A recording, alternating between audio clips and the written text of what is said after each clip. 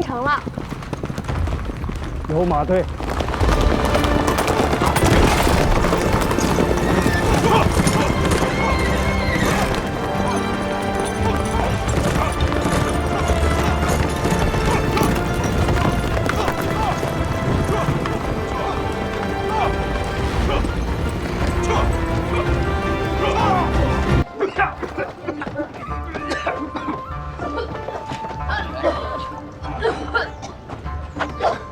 人也没学过烧炕，你逞什么能啊？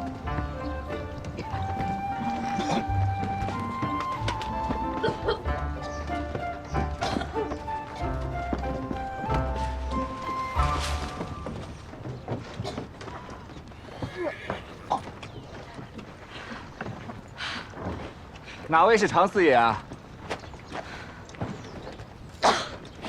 小老儿正是。先生贵姓？ 在下古平原，帮许管带办事，过来拜会一下。啊，这样。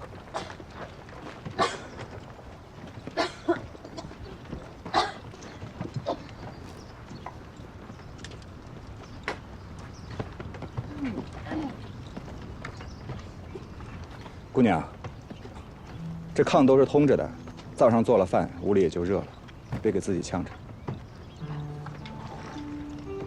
这。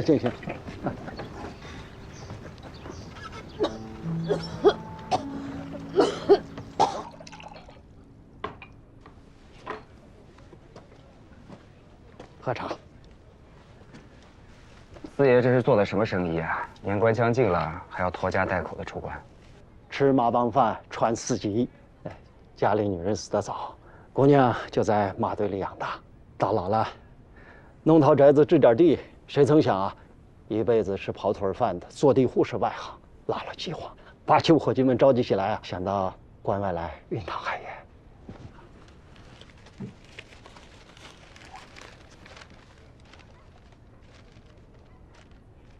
债主啊，催得紧，赶一赶，年前能回去。出门在外啊，全靠朋友。古先生有什么提点的地方，感激不尽。 四爷是老江湖了，一点谈不上。我也不是什么先生，就是一个流贩。许管带看我能写能算的，就让我帮他招呼一下往来的商户。四爷可知这是什么地方？宁古塔，不错。流贩们一路发配至此，若侥幸还能再活下来。你来的时候看到外面的屯子没？都是军屯，就被分配到那儿。 身强力壮的到山上打猎，打狼、打老虎，当那黑匣子。人死不死根本就不重要，重要的是野物得活下来，装到笼子里拉去木兰围场，供皇上和那些王爷们打猎用。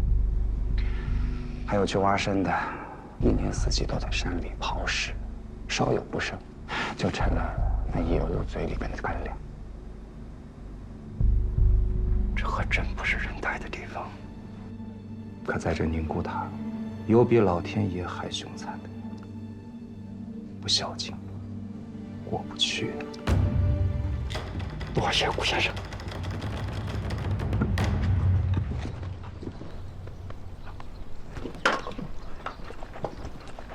哎，姑娘叫我。你别说便宜话。会烧火吗？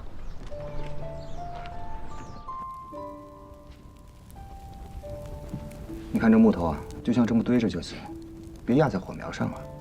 你老压在上面，难怪它冒烟呢。学会了，他们不教我，还总开我玩笑。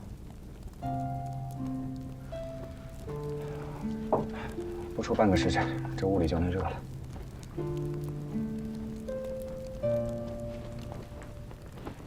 你是官差还是兵？我是犯人。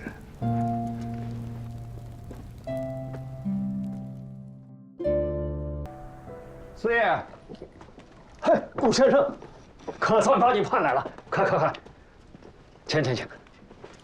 你是江洋大盗啊，还是读书人造反才被流放到宁古塔的？净说孩子话，牵扯出去。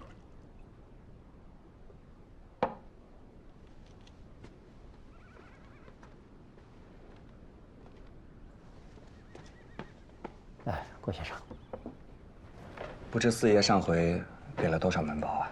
我寻思着着急回家，就给了400两。可是徐官代非说山西富甲天下，这个钱不够。给的越多，只会越麻烦，只能让他觉得你越有钱。你明白的告诉我，你若帮忙，需要多少钱？莫怪。这样，过3天，我把盖了城防大印的眼影子给你送过来。至于钱嘛，我在宁古塔，要钱也没用。不过我倒有一事需要四爷你帮忙，过些日子告诉你。郭先生，你若能帮小老儿度过这一难关，日后待有吩咐，必尽全力。吴大哥，怎么，四爷还有什么要交代的？四爷没有什么要交代的，倒是我想打听个事儿，成不成啊？啊，你问。你流放多久啊？过了这个春节第5个年头。哎，我听说这都是大盗反贼，你怎么也不像？我就是大盗反贼。我之前杀了很多人，所到之处，鸡犬不留。我不仅杀他们，我还抽他们的筋，喝他们的血。吹牛吧你！你从头到脚就是个书生。我要是大盗反贼就好了，一刀抹了我，省得我在这里不人不鬼的熬着。哎，百无一用是书生啊，这鬼地方，以后能不来别来了。哎，你当我害怕吗？我跟着爹去西蒙送药材，春天的时候，到处都是狼群，我们睡觉都要点着火把自己围上，我也没怕过。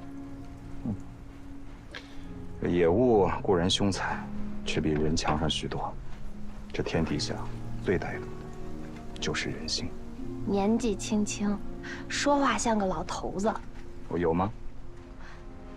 你是犯什么罪来的？哎，不高兴可以不说啊。说也无妨。当年我会试的时候，就是考状元。是考状元。当年我会试的时候，有人在门外叫我的名字，说我娘在家中重病了。你说我哪还有心思再考下去？匆匆交了试卷，准备出去，但科场有科场的规矩，我就跟他们起了争执。他们呢，就说我咆哮科场，把我抓起来，流放到这里。那你是被人害了？后来我也托人打听了，我娘在安徽安然无恙了。很明显就是有人在科场诬陷我。这5年来，我朝思暮想，却还是没有头绪。你是好人，老天爷保佑你，一定能查清楚，不会不明不白就被冤枉一辈子的。死丫头，跑哪儿去了？哎，来了！哎，我还要再问一句，这5年吃了不少苦吧？哎，比起别人算不错了。刚来的那一年，在海盐厂干的，双眼几乎瞎了。后来遇到一个懂医术的，帮我调理，这些年慢慢康复了。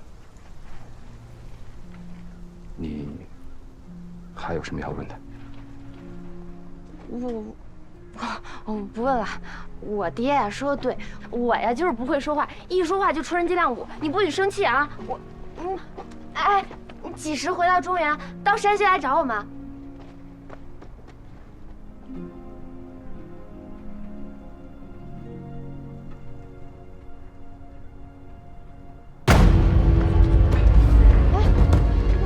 孩子，兄弟们快点，快点，快！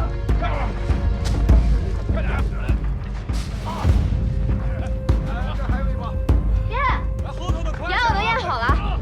好，好了，准备回家。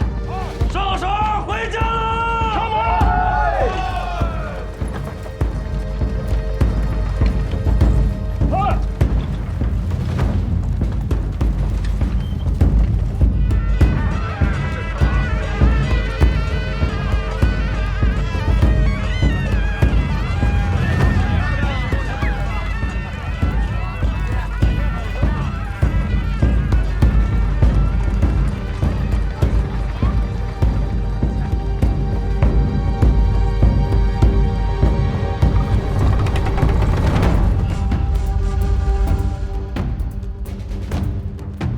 只带2个人走。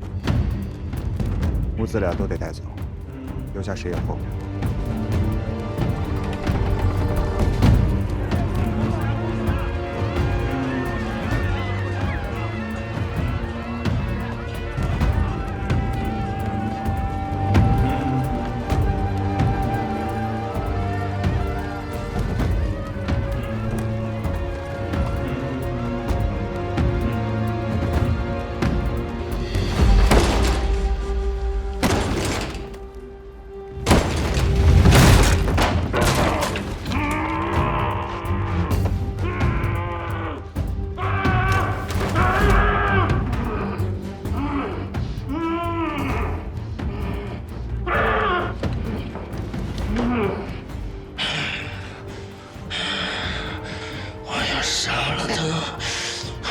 多稀碎！我要杀了他！杀了他！同志，一路下去便是疗养，咱们就此作别了。你不和我们一起走？昨天我让那姓徐的吃了个大亏，他一定不会善罢甘休。我们若在一起，只怕到最后谁也走不了。顾兄，李公子，倘若这一次可以侥幸活下来，咱们中原再见吧。李兄，那就麻烦你照顾苏大嫂和她孩子。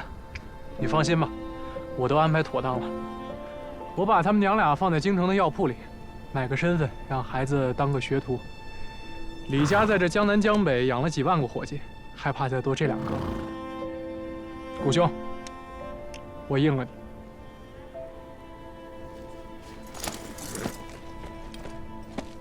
别走！你倒是说句话呀！那徐管带要追上来，你能护着他吗？他现在自己走就是个死。一报还一报，这2人我带走，可把情分还完了。要护他，除非跟我回南。先走一步。哎，苏小姐，顾先生，等一下。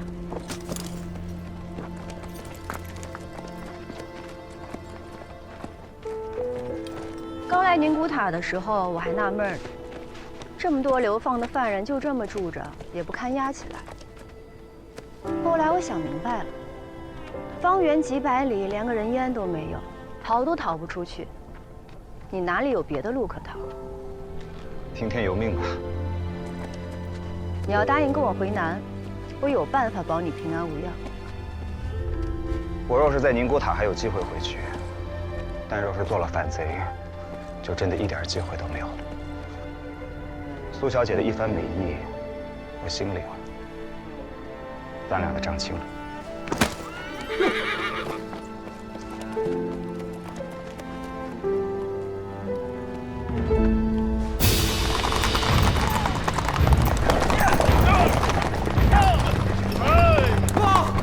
将军，有人看见姓古的往双架山方向跑了，还想逃？再一个书生跑不快，都给老子加把劲儿！我非把这个狗东西碾碎了不可！走！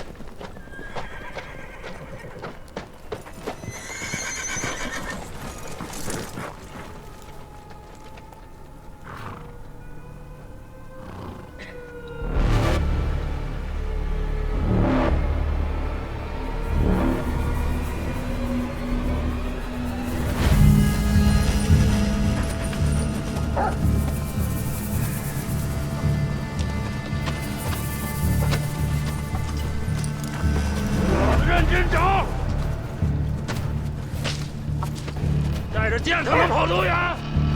小孩，都给老子找仔细了！不许你，都别动！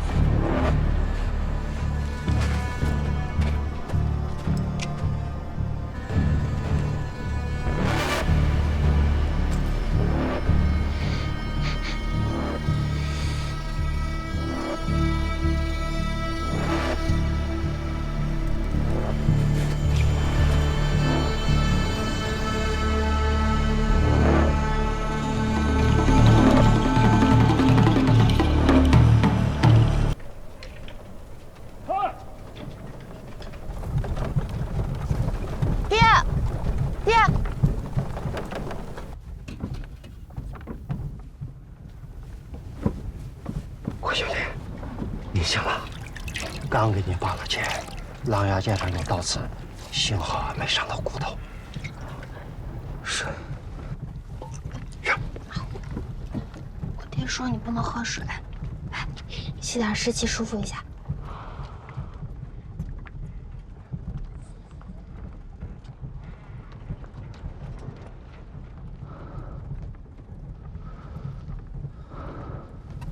我怎么在这里呀？元儿，你出去看着。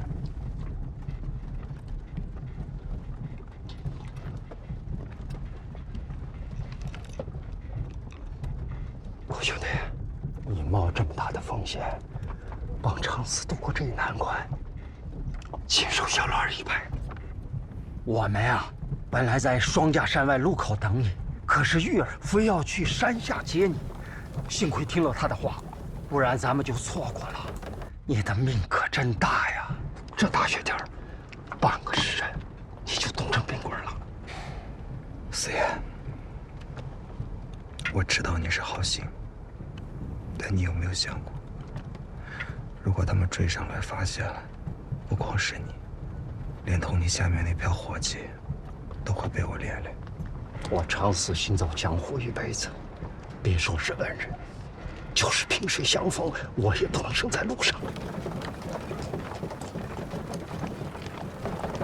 你放心，我们天刚亮就出发了，一步不停，天黑之前可以赶到嵩山，他们应该追不上了。他们骑兵精良，就算咱们早走一夜，不出2个时辰，他们也赶得上来。在这雪地里。车辙的痕迹，抹不去。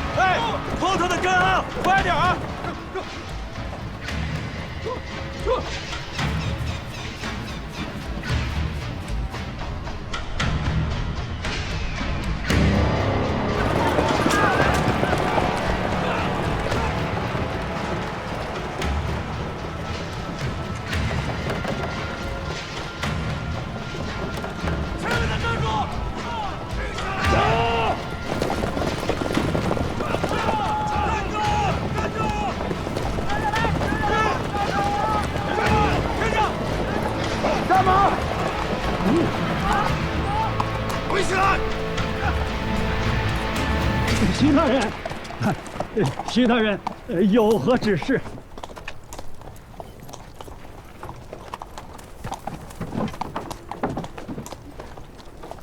徐大人，滚开！里边去！让开！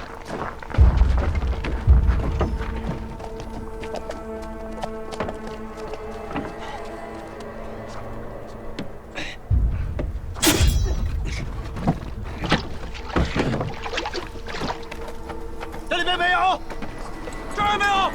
我这儿没有。老头儿，车上是什么呢？大鱼盐呢？没有盐啊！对吧？是不是你们勾结好了，要帮着刘人出逃啊？乔老儿一辈子坏的东西不吃，犯法的事儿不干，跑江湖的人就怕惹官非啊！谁敢帮这个忙啊？小人说的都是实话。没有，没有，不可能！2条腿能跑过4条腿？咱们这一路过来就没见过旁人。你在车里。是，大人。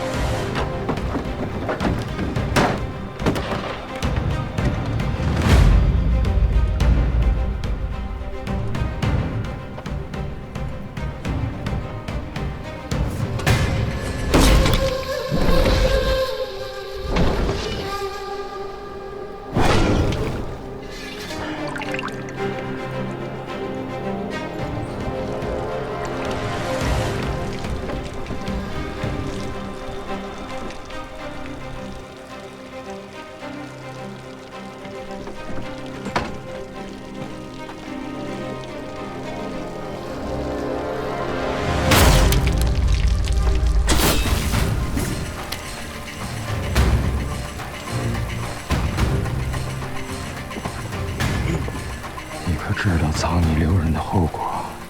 小人有几颗脑袋，敢干这种事儿啊？我说的都是实话。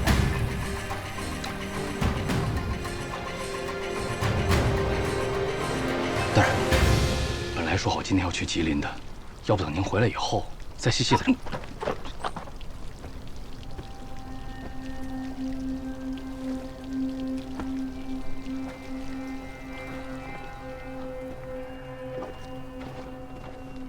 都上马！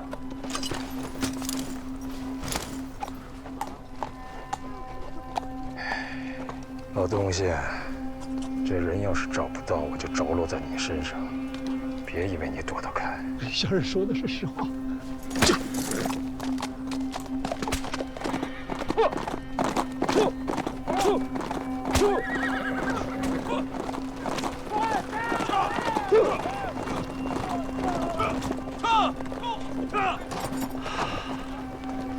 孩子，赶紧上车，抓紧赶路，别记这事儿。孩子，到前面山头，给我看着。如果那帮人再回来，赶紧发信号，惊喜这点儿咱们保不齐先。好嘞。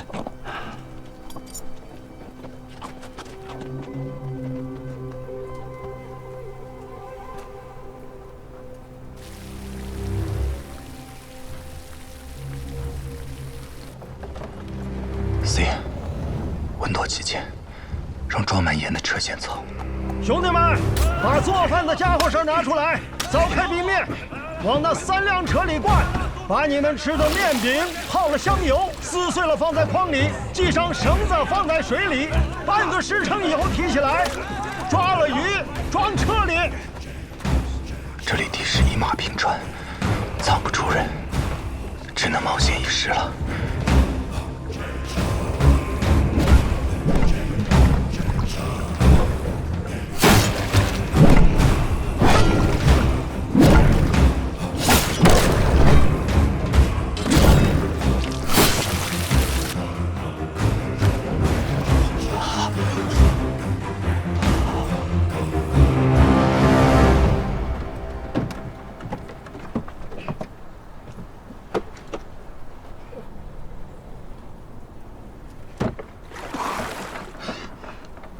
怎么样？骗过去了吗？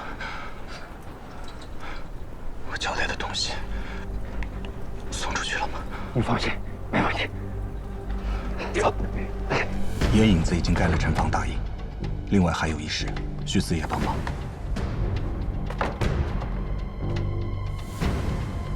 门外有一包账本，急速派人送至吉林将军府。救命两方，越快越好。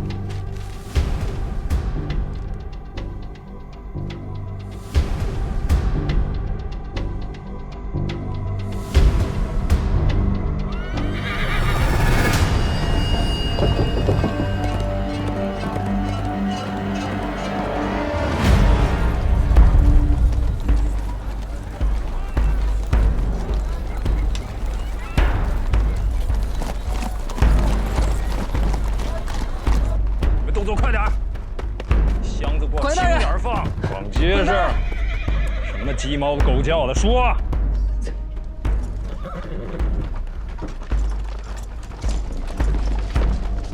标下给大人请安。标下未能城外迎接，死罪。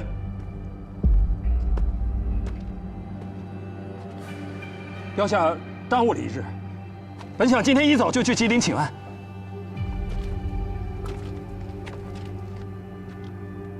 这是什么？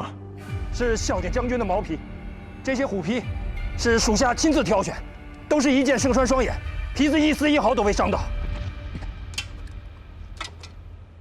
这是什么？参酒，里面都是野山参，标下选了最好的参炮了，给将军大人滋补身体。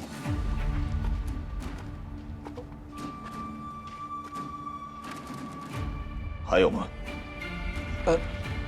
里边还有。 收获真不错，把东西给他，看上面的账目对不对？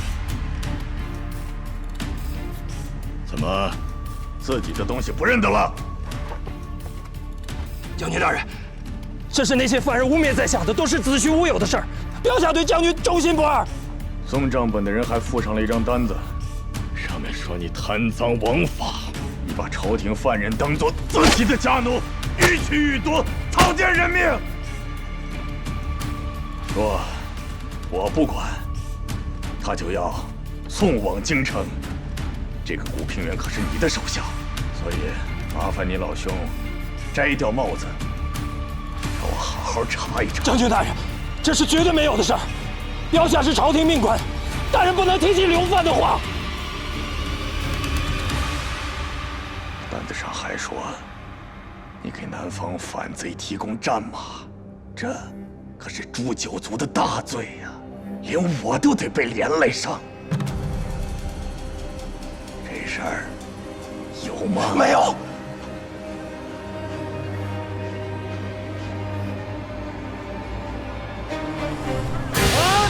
吉林将军令：宁古塔四平滚带驱三，贪婪成性。 勾结反贼，蛮横无耻！我使赵虎石，不思大场有义。宁古塔四平滚带驱三，贪婪成性。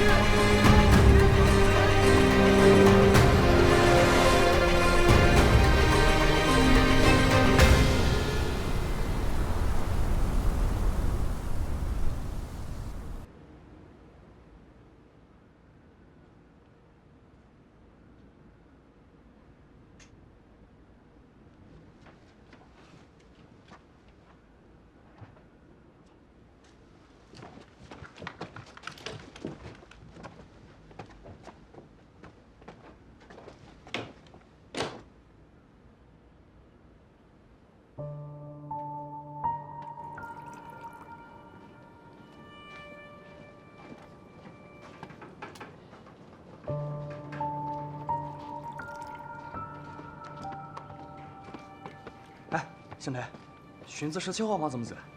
哎，你老兄可不要乱走啊，让巡场看见就麻烦了啊！我从会址来找个唐相，我走的时候他娘鞭里就剩下一口气了，图见到他的时候一定抓他回去。这个人姓谷，上平下云。嘘，巡场的来了。哎。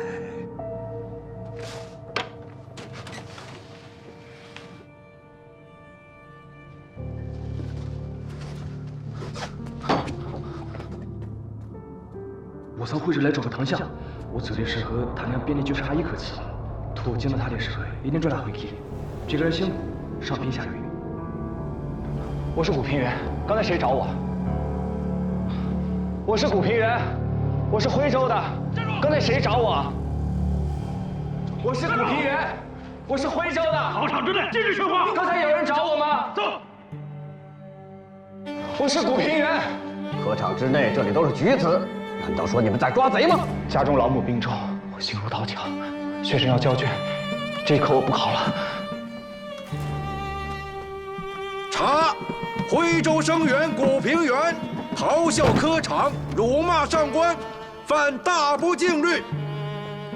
着，杖50，流放宁古塔15年。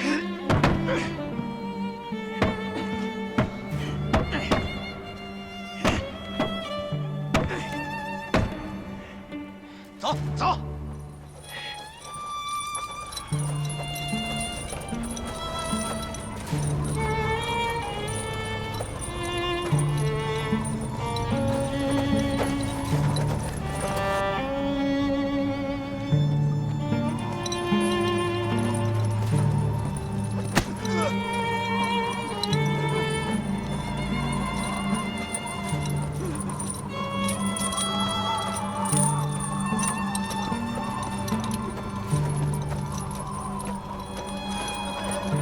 你这个傻子，你被人害了。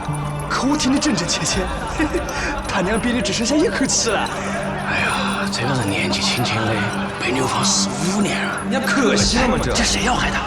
刚多大了，他啷个这事？谁说不是了？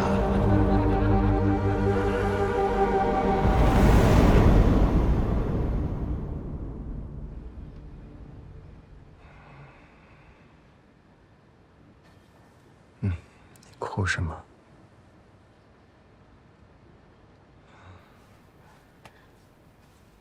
谁哭啊？先擦还来得及。你把我们都吓坏了，一直说胡话，一会儿喊打，一会儿喊杀，不知道的以为你是山大王呢。哥。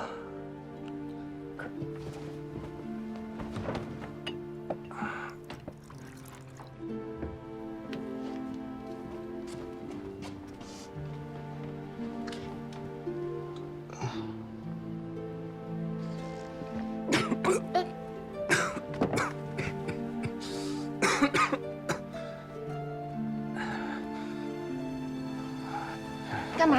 哎，别，你乖一点。你这是发烧了，受了外伤，被冰水一激，热毒全出来了。我跟爹爹轮着班的照看你。大夫说了，能不能好，这几天很关键。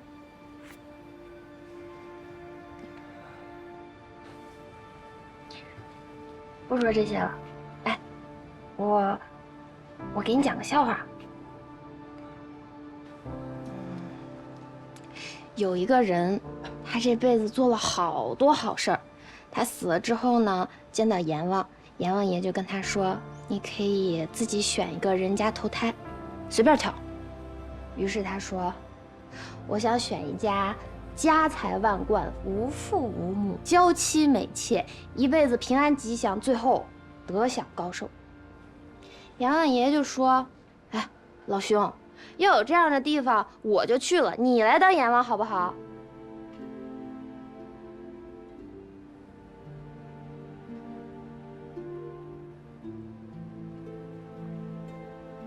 不好笑是不是？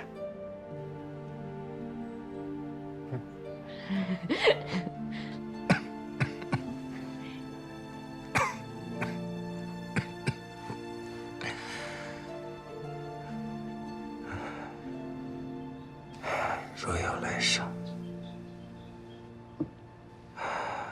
我想像你一样跑马吧，我读书。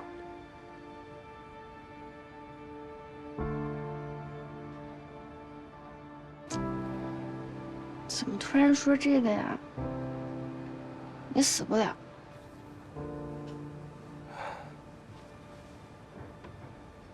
是吗？嗯。你看你，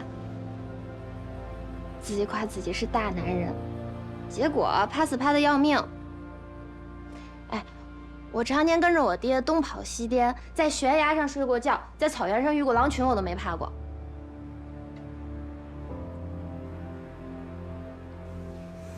就开始怕了一点，后面我就不怕了。我如果真死了，有你们哭，有你们埋，我不怕。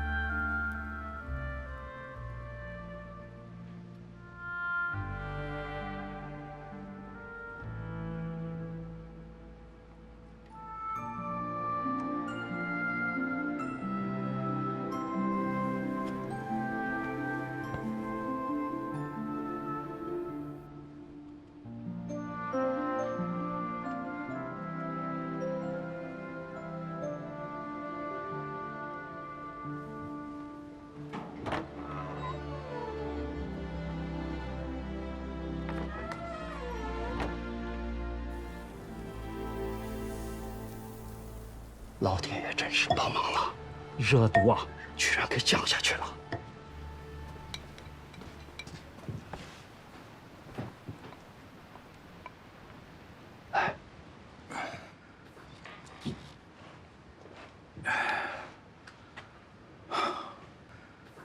真吃糊的了，喝口粥都费劲。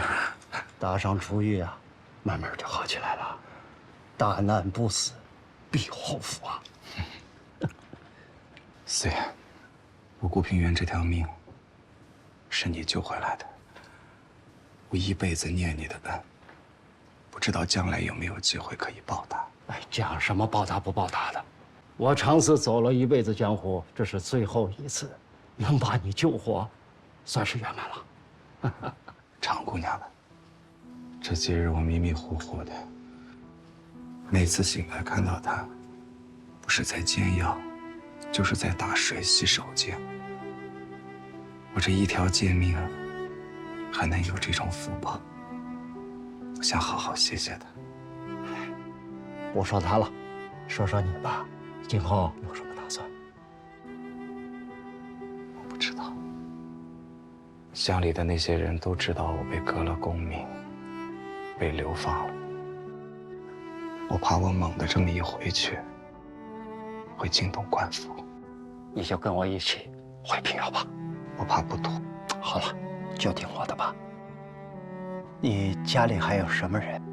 有个老娘，还有弟弟，还有个白老师。还有个老师？白老师对我很好的，他还把他的亲生女儿许配给我。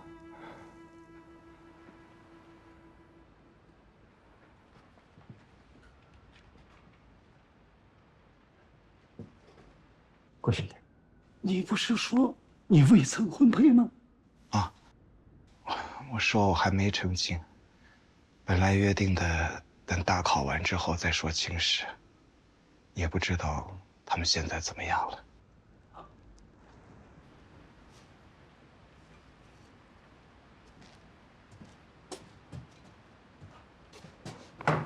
哎，你好好歇着，少说话，伤气。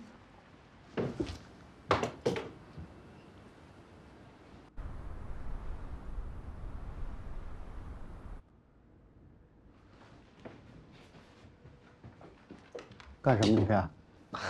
送药。你坐那儿。爹有话跟你说。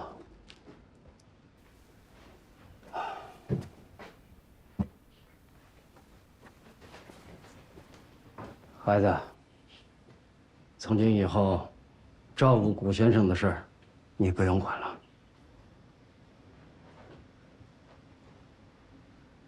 行，我去把药锅洗了，也不用再找大夫，把他往街上一扔，还省房钱。净说屁话，坐下。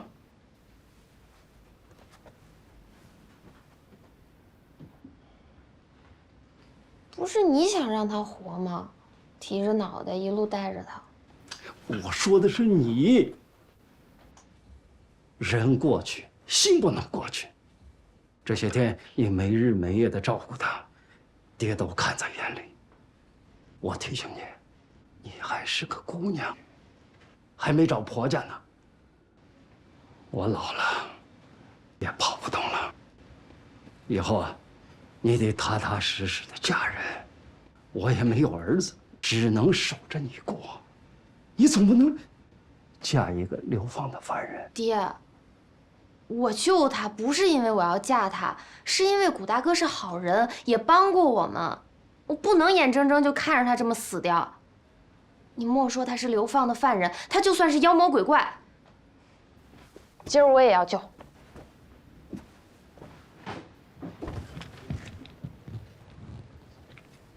烫着。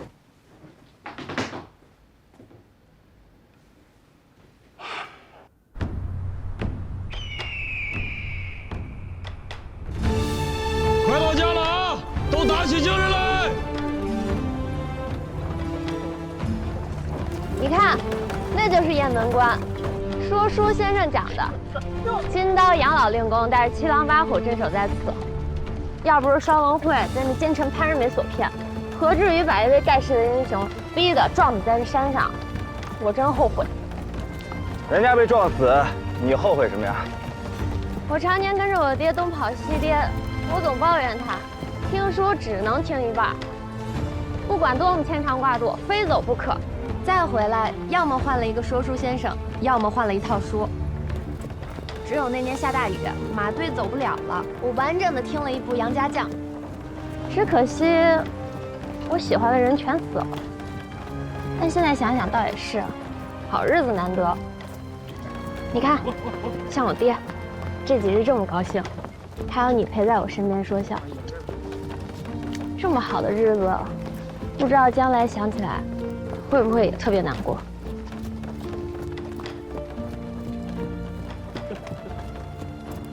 你当我瞎讲吧，我爹总说我爱胡思乱想，没个正经。我觉得你说的挺好的。古人常说，努力爱春华，莫忘欢乐时。人这辈子快乐的时候，本身就没有多少。下次你爹再跑马帮，我想跟着，学学做生意。我爹说了，你是读书人，是要考状元做大官，经商是建业。我还考状元呢，我都被人革了功名了，这辈子都没有当读书人的资格了。天底下士农工商，但谁说商人就不如读书人？哎，你说如果我求求你爹，让他收我为徒，教我做生意，他能答应吗？我爹必然十分欢喜。他若不教你，我可以教你。嗯。哎，古大哥，我问你个事儿。你讲。你千里迢迢逃出来，就是为了跟我爹学做生意？我若说是，那便是骗你。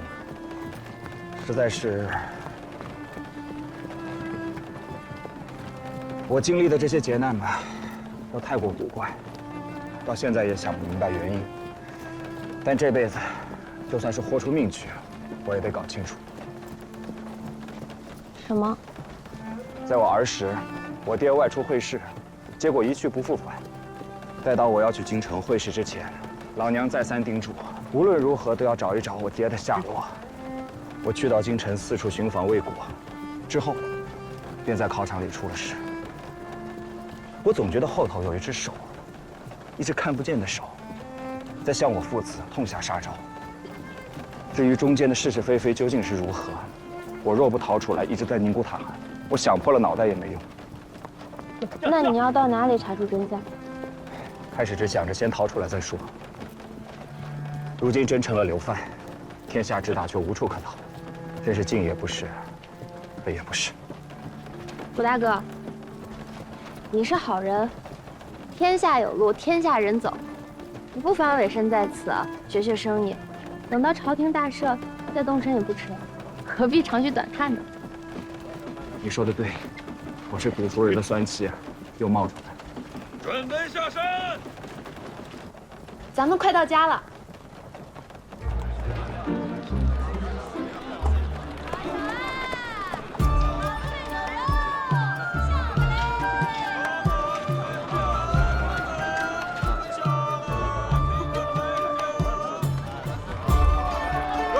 死者不见了，四爷，搁哪回来了？发财发财！哟，回来了啊，黑子哥。四爷好啊！好。哎呦，拜个早年啊，四爷发财！四爷发财，四爷发财啊！发财发财！四爷，恭喜发财！哎，曹四爷回来了。哎，啊，四爷，有些日子没见了啊。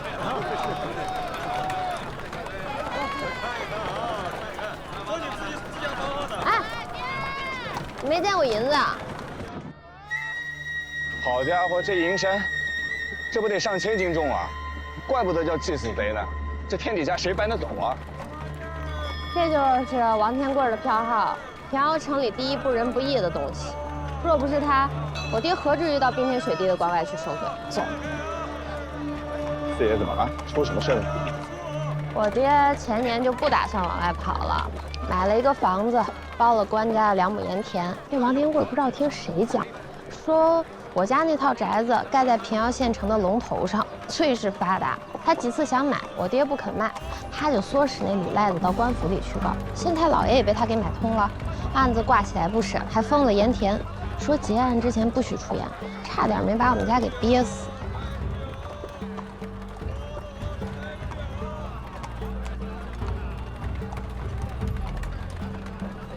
年前，弟兄们能平平安安的回来啊！干一个！来，敬四爷，我们来敬一杯，干，辛苦了，干！哎，好，好的，啊，没事，好。爹，你省着点喝呀！你跟大家伙抢什么呢？没事。黑子，来，敬弟兄们一圈，来倒上。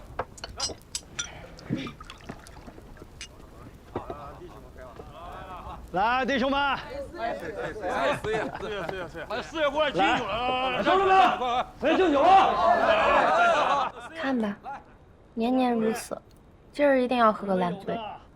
跟了我大半辈子。往年喝醉是因为高兴，今年是我的只怕会醉得早一些。子侄辈后来跟上来的，跑马帮。怎么？王天贵的管家刚才带着份檄文过来，要四爷腾地方。这辈子能有你们不是给他钱了吗？还欠了718两。我把爹拉回来，借酒浇愁有什么用？你走。是，你有办法。掌柜，身体结实。那你去贴什么？咱们一起干了！你看，四爷但凡有招，何至于把自己喝的那么多？劳累各位弟兄，我先干为敬。来，咱们一起干了！哎，黑子，来，倒，来杯。年30被人从家里赶出来，我明一早想个办法弄个房子，让爹别太难过。谷大哥，对不起你啊！我的命都是你们救的，你莫急啊，我再想想办法。那要是没办法呢？那就睡大街呗。我都出了宁国塔了，对我来说哪儿都是好地方。好酒要喝好，兄弟们，你们喝就喝啊！我们夫妻睡会儿。喝好，我没喝多。我们也喝一个，过去。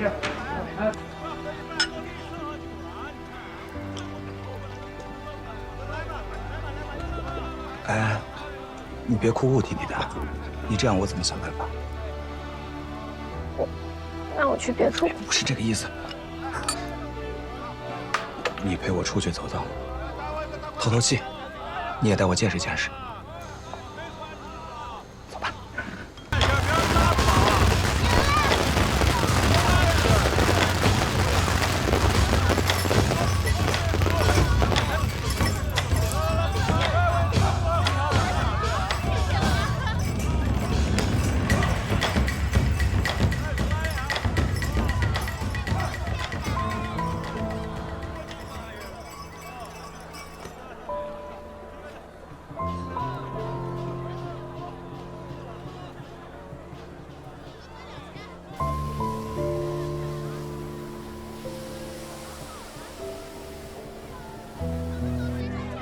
下月报郎。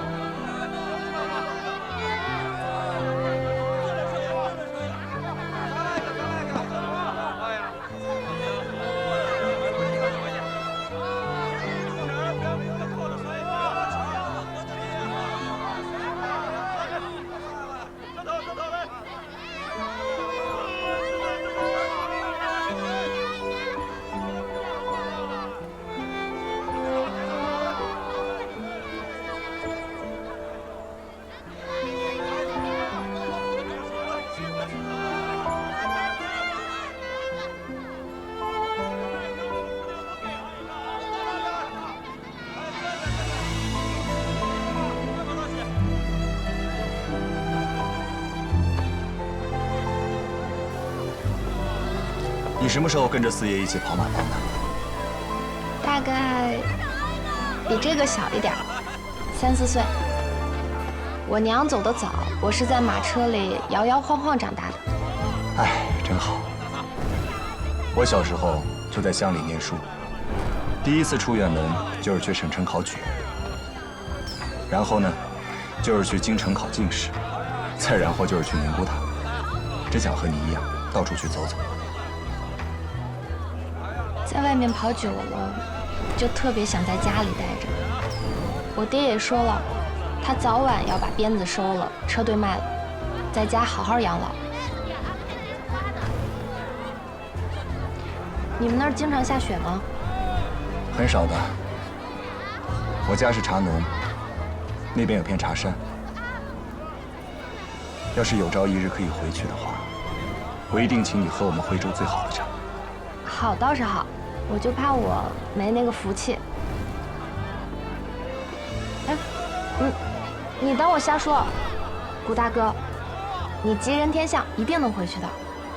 我肯定吉人天相，蒙你们一家子照顾，我才能活到今日。你放心，房子的事也会逢凶化吉的。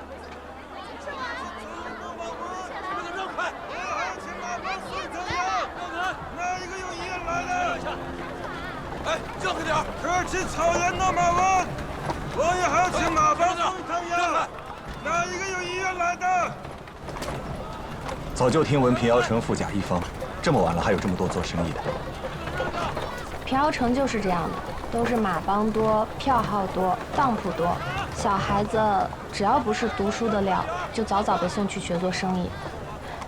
可惜我不是男孩，不然我也可以帮我爹做生意。这去草原闹马湾，我也还要请马帮送汤药。哪一个有医院来的？来，让一下，让一下。常姑娘，起开，别等着。我想到一个办法，可以解眼下的困局，你要不要走？草原上那几个王爷打起来了，听说是抢草场，专门派人过来买药。我这先给了应当，明天就要走。明天就到我坑去，我的伙计也不给呀。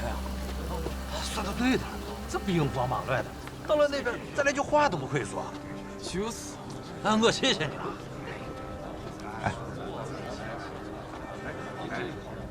您是？我是常四爷的女儿。哦，那正姓四爷的，他来了吗？他跟伙计们在一起喝酒呢。我是四爷的族侄，四爷让我带句话，这单生意啊，他接了。四爷真是英雄了得呀！我操，他是真的敢去呀！哎，来，这件事情不好说笑。我没有说笑。你知道可哪啊？这个季节往西走啊，得过河水沼，翻躲着山。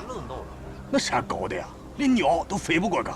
今天请了这么多马帮的人，没人敢接手啊。我应付应付，让那个蒙古人明天再去别的地方碰碰运气。哎，你不相信我能做得了四爷的主？知头青，来。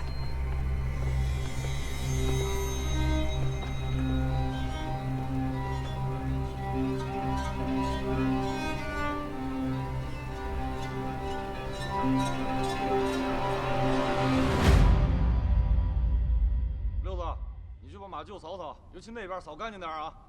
天亮把草料加足了。哦好。曾师傅，你检查检查马掌，喊个兄弟给你搭把手。哦。您好好看看，这约上写着，若本年内未能还清，则将房屋抵押于我东家。差多少？还差718两。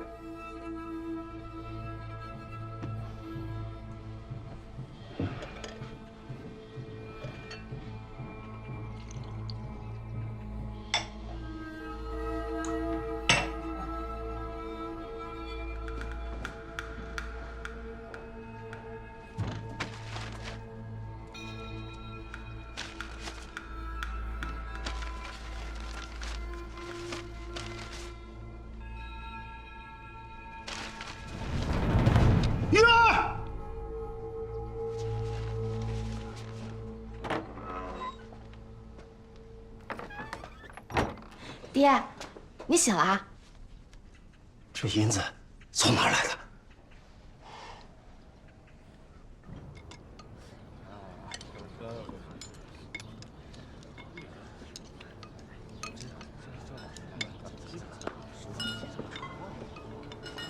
诸位，有一件事情必须要和大家说一声。四爷这房子还差着银子呢，今日若再交不齐，就要被王天贵收了去，四爷他们全家就要睡大街。这是咋？我擅自做主，接了一趟去科尔沁草原送药材的活。二位请坐。你谈风呢？随机应变吧。你们好好谈。范龙是吧？我来和你谈。只要我能答应的条件，常四爷也一定的。常四爷我认识的嘛，以前经常跑蒙西的嘛。我们王爷也认识他，好得很。来，喝酒。哎，好汉子，好酒量嘛。来，来，所有的这个汉商呢，都是我接待，以后就把我当自家兄弟。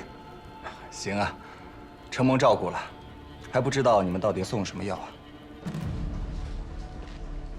爹，你倒是说句话呀！你怎么只转圈不吭声啊？这就是你给爹出的主意？不是我，是古大哥，他要没跑过马帮，他就是个书生，你怎么能答应他呢？不答应，难不成今天晚上半夜你我被轰出去啊？哪儿变那么多银子？我没去过西蒙，我也不了解那里。但是我们老家有句话，叫千里万里，行则必至。意思是，不管多远的路，只要迈出脚去，就一定能走得到。这银子烫手，科尔沁那边在打仗，那去不得。不是您说的吗？富贵险中求。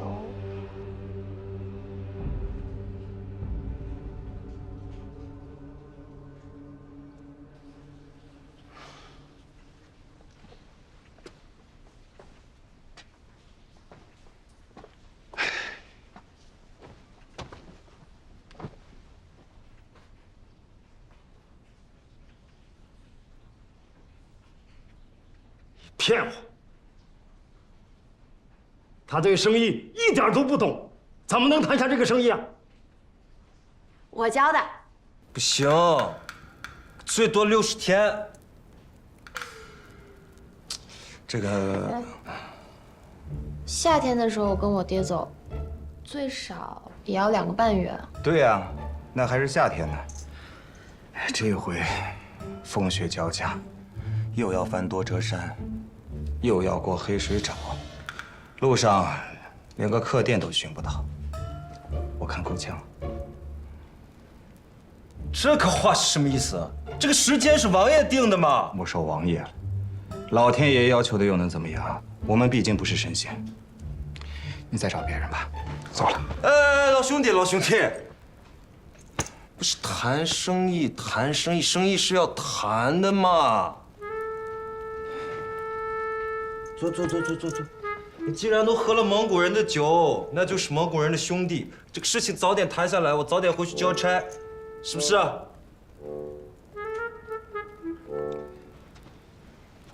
时间上的事情，最多再宽限你们10天。你们走得快一些，这个马帮的脚力费我给的高一些就好了。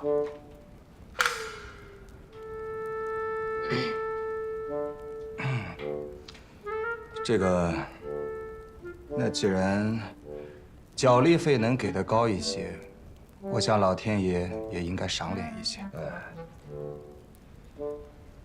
你天热之前这个药如果是送不到的话，我们仗打输了，操场、女人都没了，到时候王爷一定会砍我的脑袋的。也就是说，你的脑袋能不能保得住，就得看我们跑得快不快了。是这样啊，现在那些伙计估计很难答应，毕竟是大过年的，谁也不希望把自己的命搁在外头。除非，在他们走之前，先给上一笔安家费，让他们心里踏实了。而这笔钱还得你先出。老兄弟，你这个谈法不规矩。不规矩？不规矩。你要是都死了，你上哪儿去说规矩？我告诉你什么是规矩，把药尽快送到。你那边的人没事，我这边的人没事，先把自己的脑袋给保住了。你挣再多的钱才有命花，这就是天底下最大的规矩。你们2个挺能谈。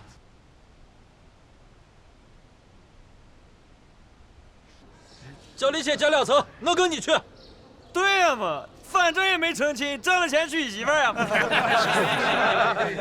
笑什么笑啊？这事儿要定也是4爷定，有你们说话的份儿吗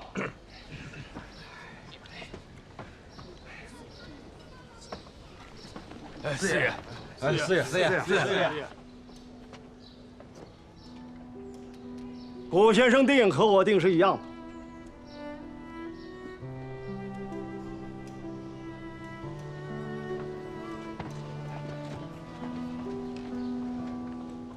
常四今儿啊，遇到难处了，就一句话，大伙儿帮不帮我，我都感激。江湖讲究，胳膊上跑马，唾沫定钉。今天啊，我是求大家，我不躲。四爷，别看。饭后啊，大伙儿回家一趟，跟家里人讲，现在答应我，我不信。家里人点头了，你们再来，叫利钱啊，都多加2成。谢谢。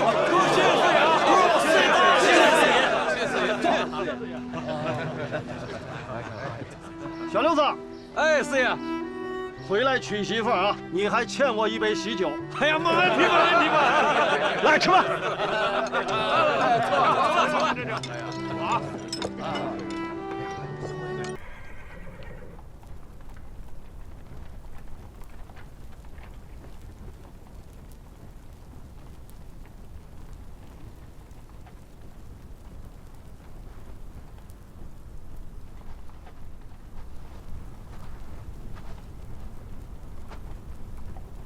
狗大哥，我看你半天了，没敢招呼你。怎么，怕我跳下去啊？要跳，你在宁古塔边跳了，还是今日啊？睡不着觉，出来想想心事，想想将来的事。我知道了，你一定是在想你娘，自己在难过，是不是？有时候道上风雪阻了，一个人坐在外面，我就常常会想起我娘。我对她记得很模糊，我只记得下葬的时候，她头发还是黑的。她是什么样的人，什么样的脾气，我问了，爹也不肯告诉我。你也同我一样，对不对？你是思念娘亲。我是老娘明明在徽州，但回不去，无法尽孝。他一人抚育我们兄弟2人，本盼着我科场扬名，谁想沦落至此。在宁古塔，每个人做梦都想逃出来，可真的逃出来又能怎样？天下之大，无处安身，有家难回，有国难投。想起小时候私塾里，先生每每喝醉酒，总会唱戏，唱林冲夜奔，80万禁军教头，急走忙逃，顾不得忠和孝。如今想来，真让人同声一哭啊！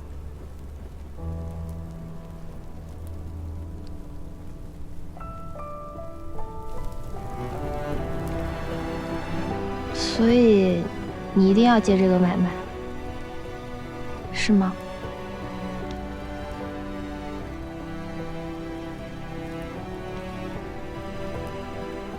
我很担心。你担心什么？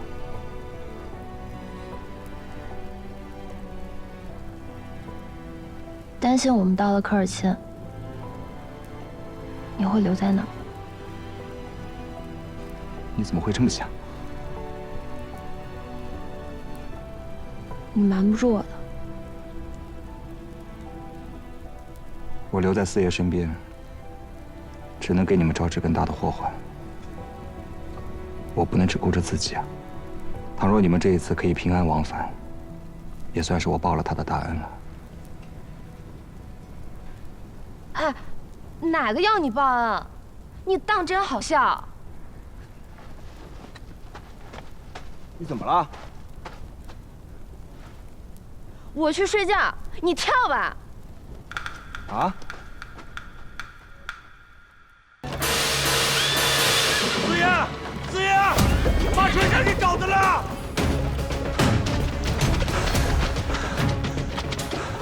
你就让我拉住人，不要把人抬下去！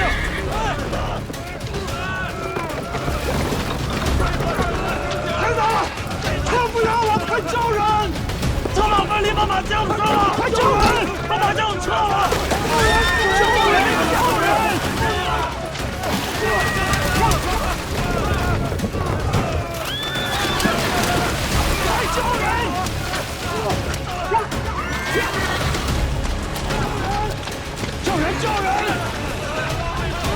这哪会陷进去啊？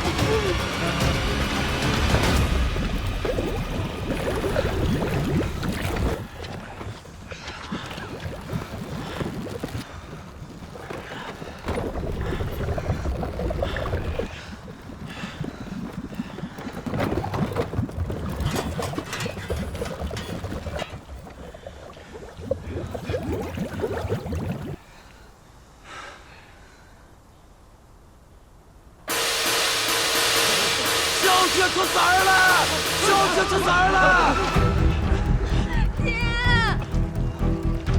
月儿，月儿，爹！月儿，爹来救你！爹！小姐怎么会跑到那儿去了？小姐助攻回来，我这咋就迷路了？月儿，别怕，爹来救你！爹，可不敢，可不敢！回来，回来，月儿别慌！顾兄弟，顾兄弟，顾先生，顾先生，当心啊，顾兄弟！放下，顾先生，放下，顾先生，是这样，顾先生，赶紧用胶带系绳子，系石头，快！快把裤带系下来！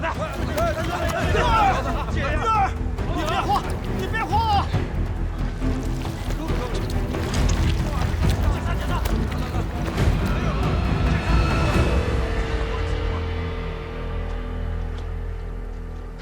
把手给我，再近一点，手，快！不哭了，不哭了。你现在别使劲，要不陷得越快。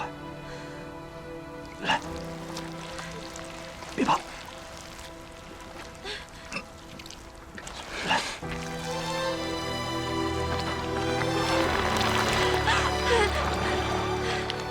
没事没事，别怕，看着我，看着我。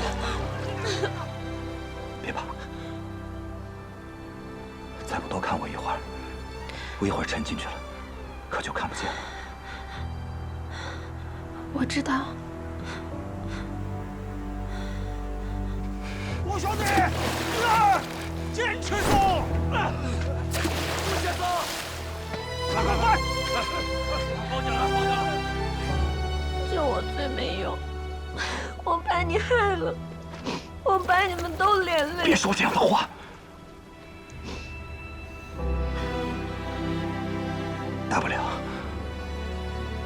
大不了咱俩一块死在这儿，一块死，有什么好怕的？黄泉路上还有个伴儿，一起说说笑笑，不是挺开心的？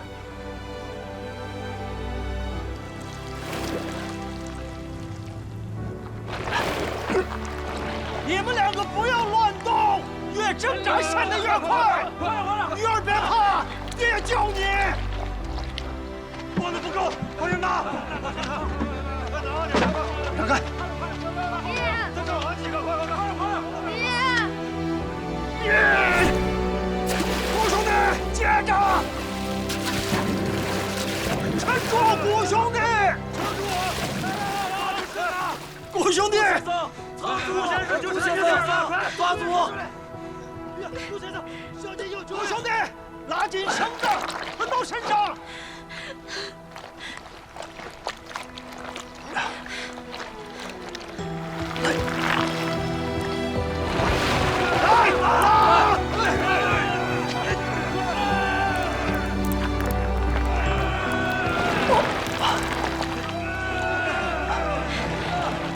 好像有救了。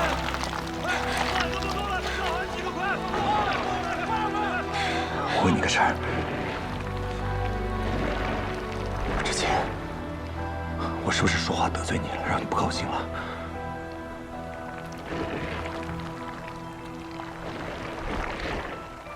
你没得罪我，我刚刚真的以为我要死了，你过来，我心里快活的要紧，就算死了，我也高兴。顾大哥，我以后再也不生你的气了。我们俩的命是长在一起的。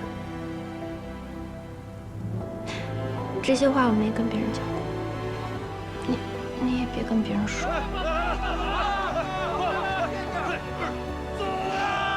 我不跟别人说，我不跟别人说，放心，我不跟别人说。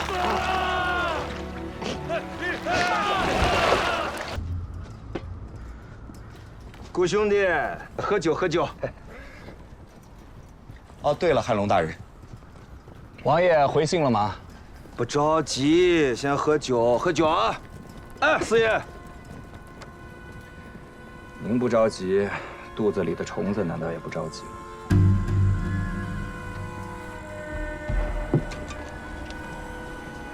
顾兄弟，你是个好汉子，我也是好汉子。我跟你打个商量，你的面子可不可以给我一个？不是，你这说的是哪儿的话呀？在您大人面前，我哪敢讲什么面子呀？您需要我们做什么，尽管吩咐下来就行。干杯！啊，来。那这样，哎，王爷在前线打仗打得不顺气、不顺手，不停地在催药，这个钱的事情，他没有讲过。他在气头上，我们也不好问。既然大家都是兄弟，你就先把药给我们。让士兵们吃了药，身体都棒棒。这个仗一打赢，这个王爷一高兴，说不定还多给你们几个呢。好是好啊，只是我们马帮的这些兄弟都是苦出身的，就一家老小要养的。如果在这草原上耗了太久，要等到王爷打赢了仗再回去，那全家都给饿死了。您看，要不这样，把这些兄弟们的脚力钱、药品钱呢，全给结了，也让四爷回到平遥。等什么时候天气暖和了，再来科尔沁，给王爷磕头谢恩。我留下来，陪您喝酒。顾兄弟，你要是为了这点钱不把蒙古人的性命放在心上了，没有，那我就没法当你当朋友了。我现在就快马加鞭的让人去问问，挨这一顿鞭子也把钱给你们结了。那就多谢了，汉龙大人。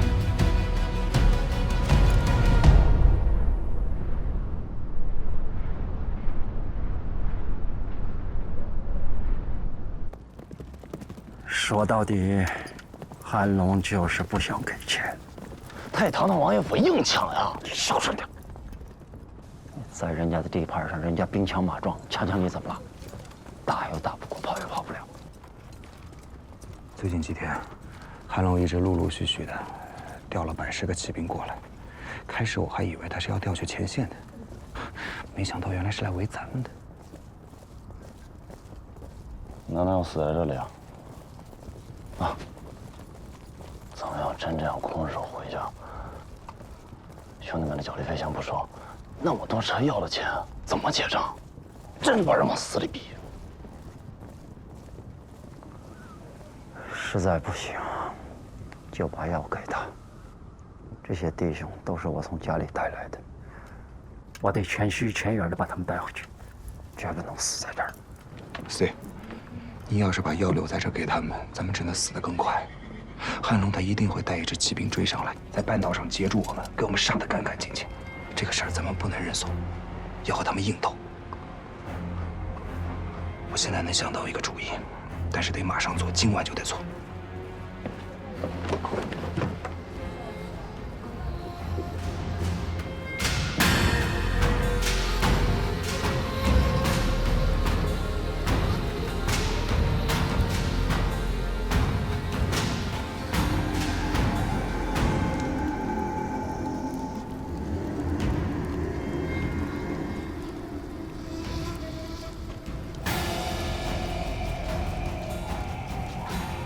我们蒙古人都病成这个样子了，他们也不肯把药给我们，还想多要我们钱。今天就要好好的教训他们一下。走走。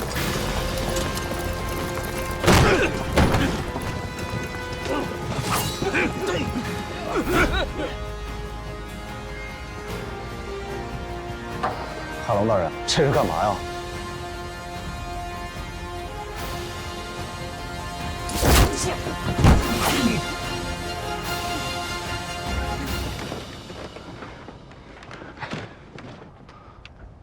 顾大哥，哎呀，常姑娘，你怎么来了？我整来2匹马，就在外面，现在就走。哎呀，你简直胡闹！快跟我回去！我回哪儿去？回去让他帮我。哎。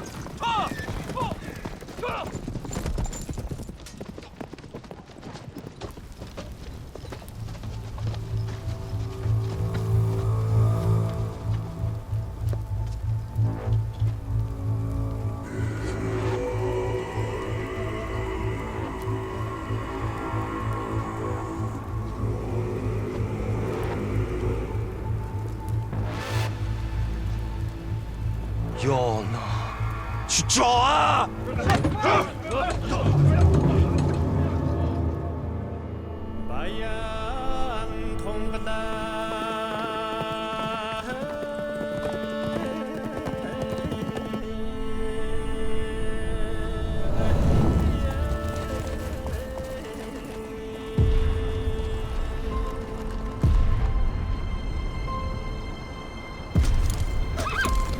听我爹说，这些年外人袭扰，蒙古各部落动荡不安，他们争河流、争草场，抢掠子女。这么美的草原，如今却硝烟四起。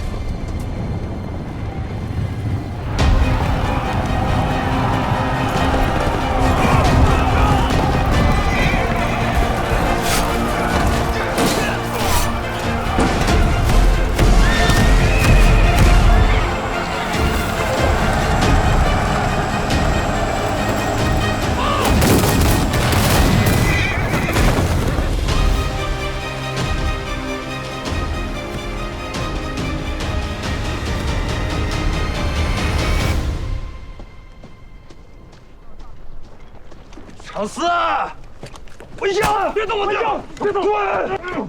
快娘的！看到那边马的坑了吗？看到了，那就是埋你们的地方。我们就这么几个人，你挖那么大坑干嘛？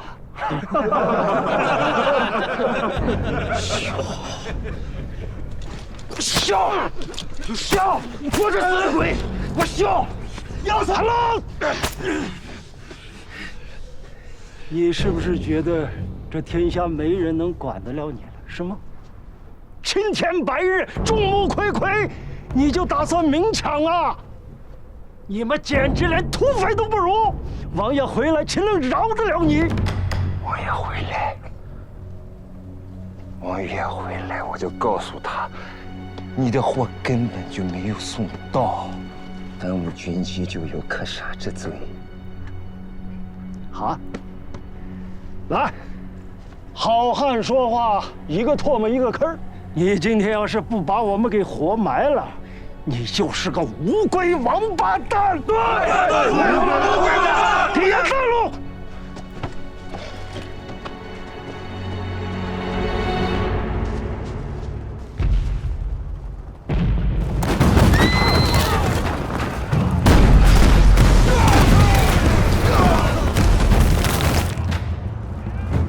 紫红色的大道没有？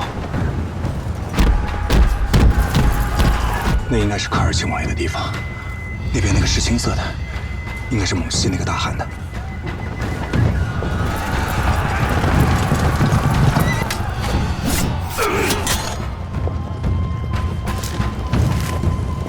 你看后面那个没有顶的那个帐篷，应该就是科尔沁王爷的所在之地。那么远啊！ 或许还有一个办法，可以从战场直接穿过去。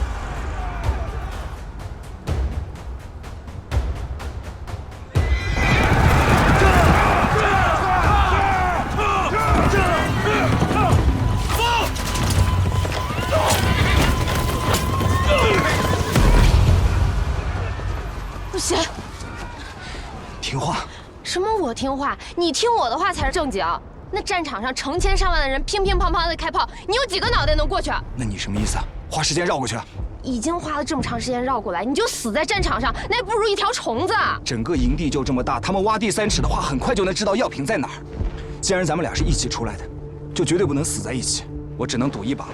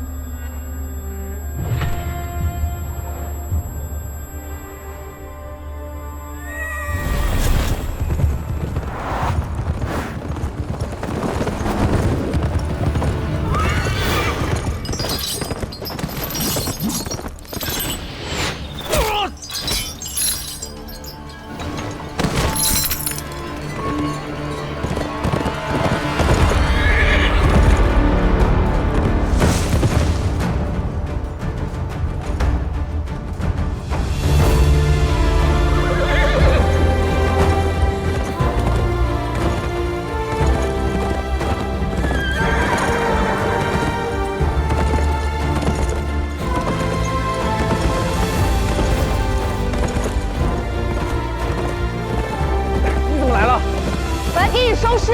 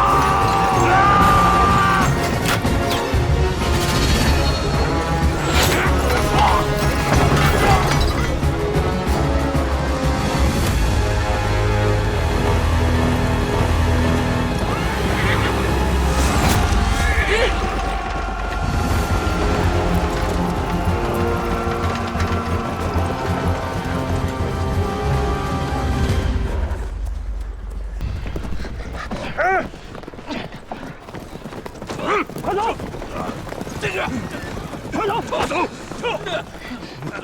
快点！新抓来的男的充军，女的为奴，把他送去服侍父亲。过来！常姑娘，进去！上！过来！进去！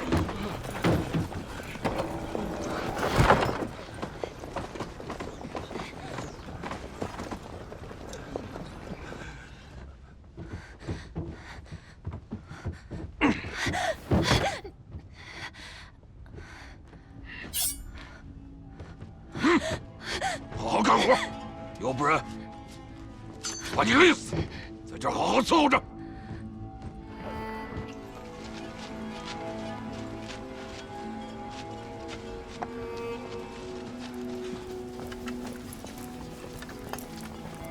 看什么看？老师弟！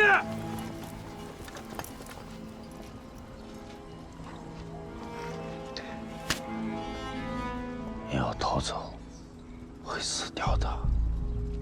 马没有他们快，也没有弓箭，别做傻事。我还有朋友在，我得去找他。朋友，在这个地方，我很多年都没听说过这句话。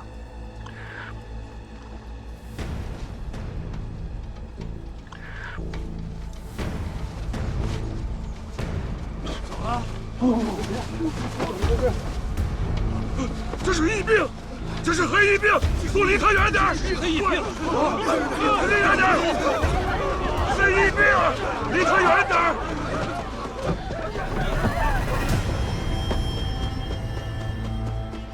站住！站住！站住！放箭！放！福晋，请进。去把王爷请来。是。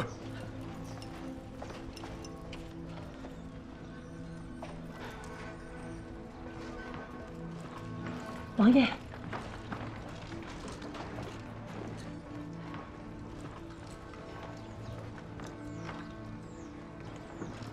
这仗是怎么打的？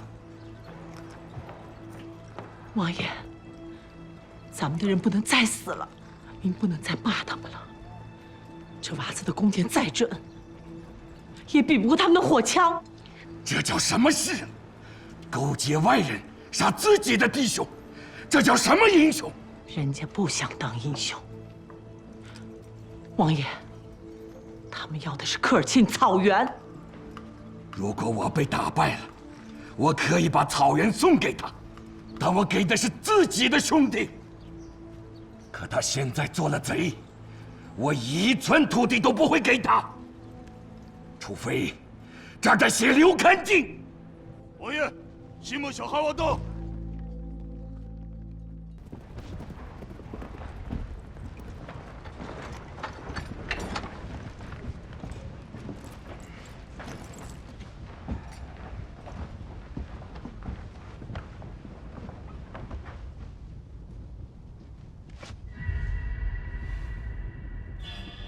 王爷，福晋，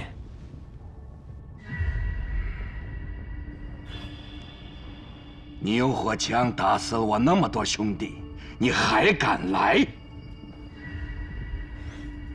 王爷，你是科尔沁土地的主人，我不呢。有着西蒙一半的草原，他派我来找你谈一谈。希望可以不用流血，就能解决这个问题。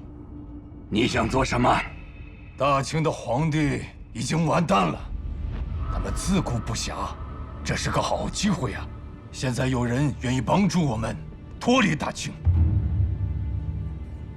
出兵时候，阿布说，如果王爷同意，我们马上罢兵休战。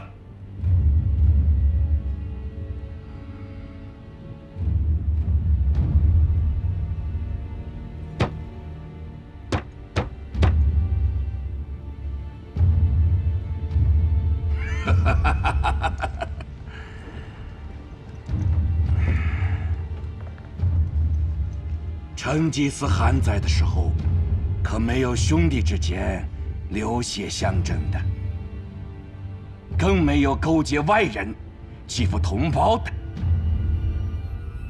当年多伦会盟，我和你阿布向长生天起誓，关内关外，亲如一家，绝不会背叛朝廷。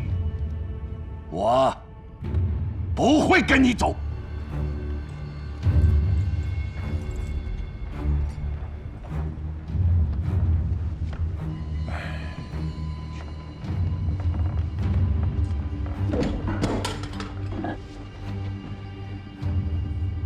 秘书说，这样，我把我的火枪分给你一半，我们一起往西，占领更多的草原，把那些部落的人都收回来，这是门好生意呀！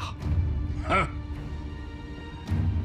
我不要你的东西，我不杀你，你走吧。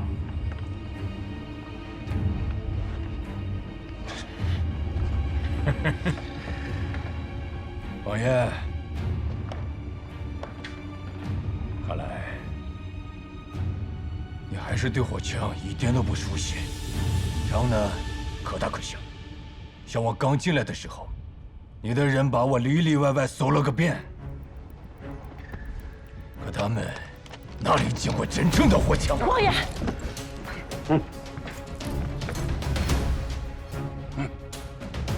这就是你们的仁慈。希望你能明智一点。王爷，你不要答应他。不要怕，这自然。如果我答应了你，将来草原上的小羊羔都辱骂我；如果我答应了你，长生天都不会收留我的灵魂。开枪！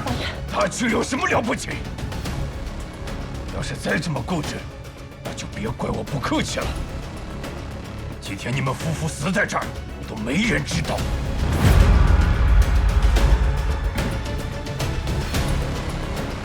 有人知道。好孩子，杀了他！小姑娘，这把刀，吃奶酪还可以，要是一刀弄不死我的话，倒霉的可就是你了。听我的，我皮的口袋里有一包上好的宝石，我向长生天起誓，每一颗都价值连城。你把它拿走，离开这儿，其他的事与你无关。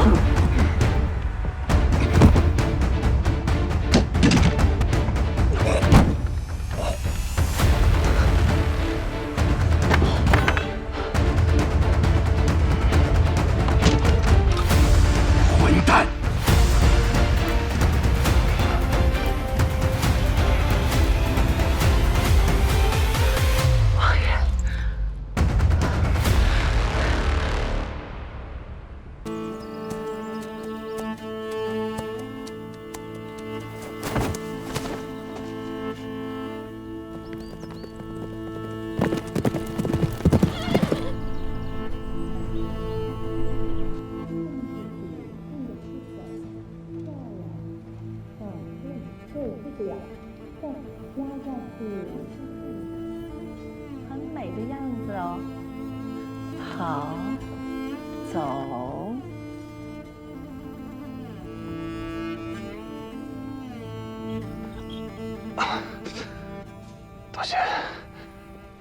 多谢太太救我，我要去科尔沁，打仗的地方。你已经到了。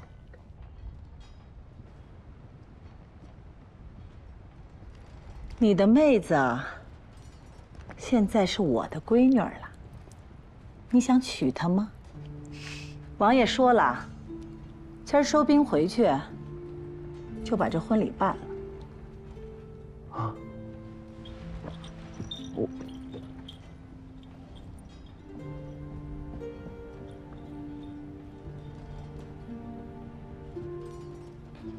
好好养伤，仔细你的脑袋。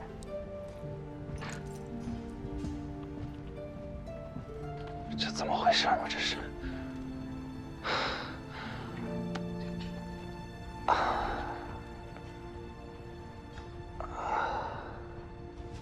王爷回来了！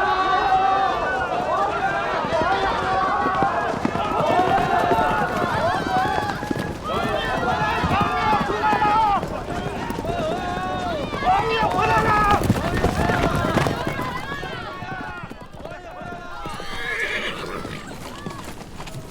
哥哥和我们回来了，请问哪位是长子爷？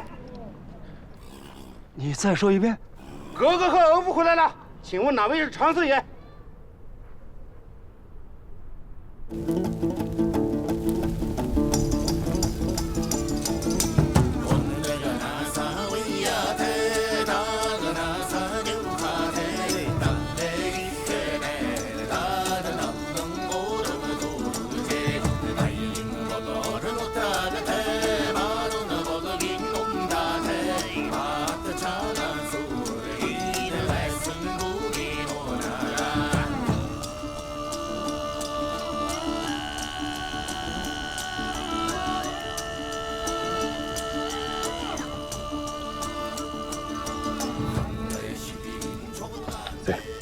别看了，喝酒。顾兄弟，我亲闺女怎么就变成了格格了？这到底发生了什么事儿？别问我了，我也乱着呢。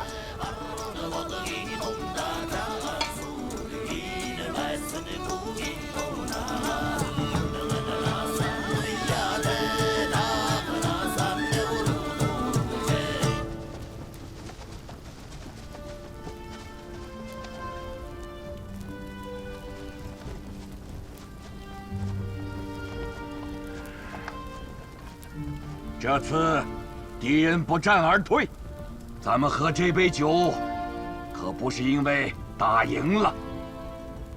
从乌珠穆庆一直到长城，都是一家人。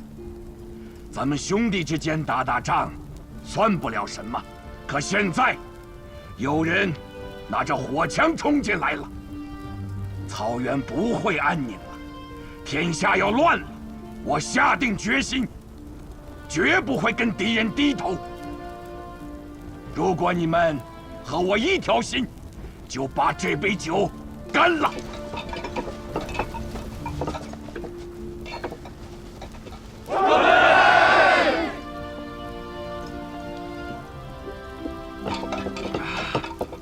哈哈！从此我们科尔沁部落又多了一个格格。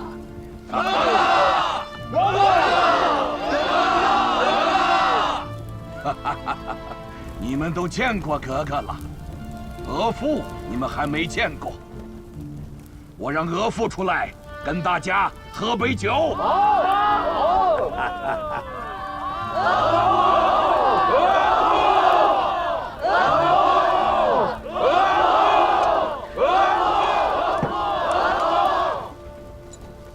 王爷，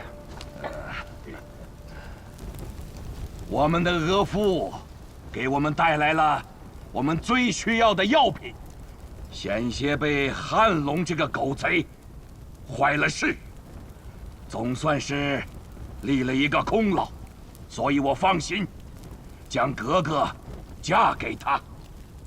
额驸，你想要什么奖赏？土地、牧民，还是做个大将军，带兵打仗？王爷，我有一个请求。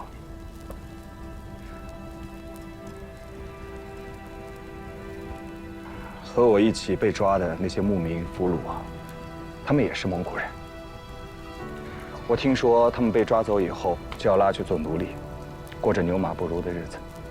我想请您发下一句话，把他们都给放了。哦，那就都赐给你当奴隶。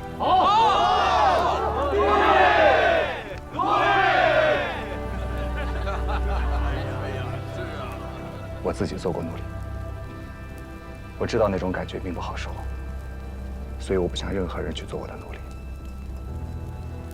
我的意思是，请王爷还他们自由之身。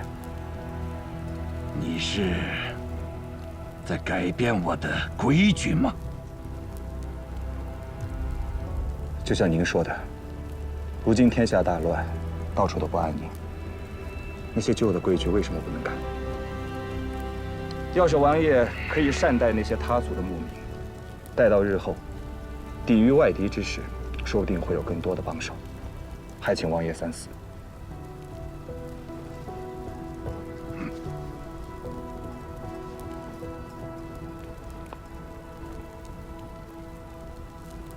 没有战俘奴隶，我拿什么奖赏那些立功的人？你是什么人？干坏我的规矩！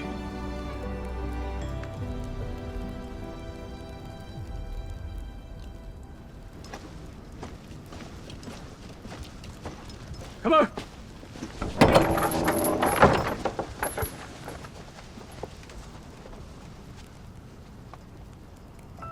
奉科尔沁科夫令，释放所有人等。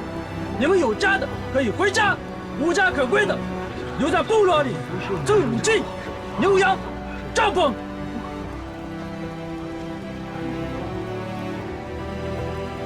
走吧。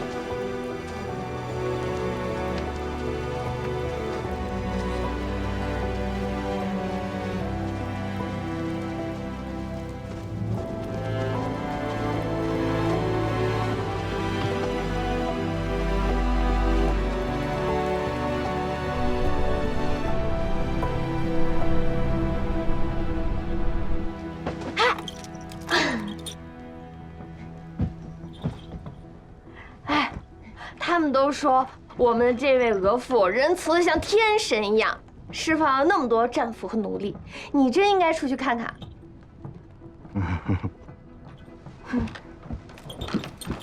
哎呀，不过刚刚你说的那些话，我真没想到，连王妃都说她头一次看到有人敢这么顶撞王爷，你真厉害。顶了就顶了呗，对不对？大不了他砍我的脑袋，再给你换个额驸也是。谁稀罕啊？王爷说了，你留在这儿，他护你周全。我也可以留下来。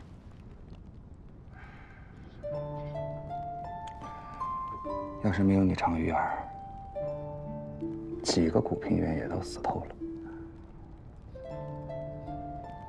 我如果还是自由身，就留着在草原上，每天骑骑马、放放羊，挺好的。可惜我不是啊。多大点事儿啊！头回见你这样，连死都不怕，说话绕这么多弯子，不就是流放吗？你没让朝廷逮住，就算是让我逮到。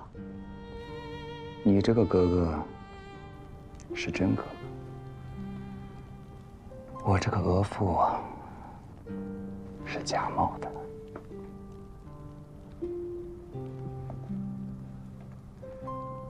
我家中有婚约，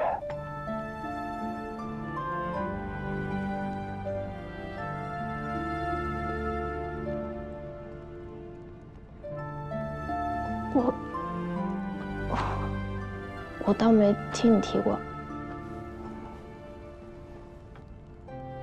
之前我跟你提过我爹的事儿，那个时候我家境窘迫，念不起书。那我们村里私塾有一个姓白的先生，他看我可怜，就不收钱教我读书认字。他膝下有一女儿，叫白一梅，上京赶考之前，那是换过帖，放过定的。本来想着科考完之后，就回去成亲。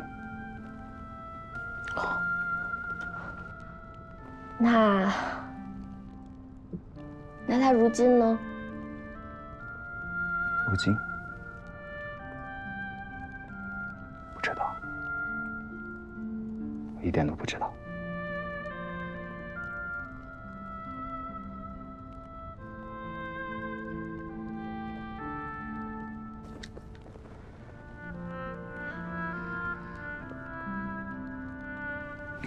不管怎么样吧，我觉得咱们也是一起经历过生死的。我得跟你说实话，我身为流犯，家有婚约，我配不上你。哎呦，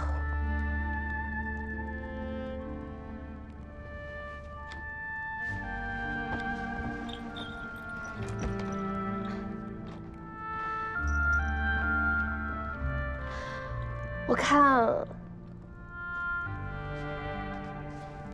我真是喝的有点多了，穿了这身衣服，就有点忘了什么格夫的呀。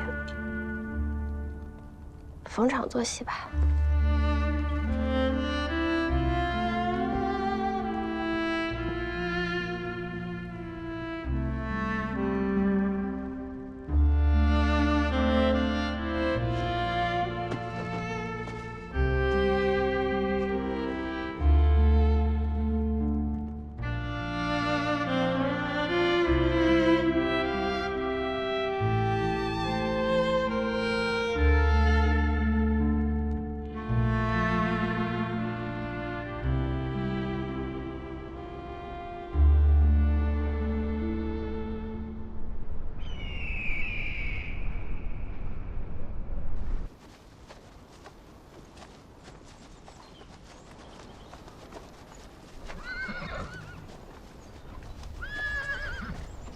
王爷，请留步。好，好。快起来，孩子。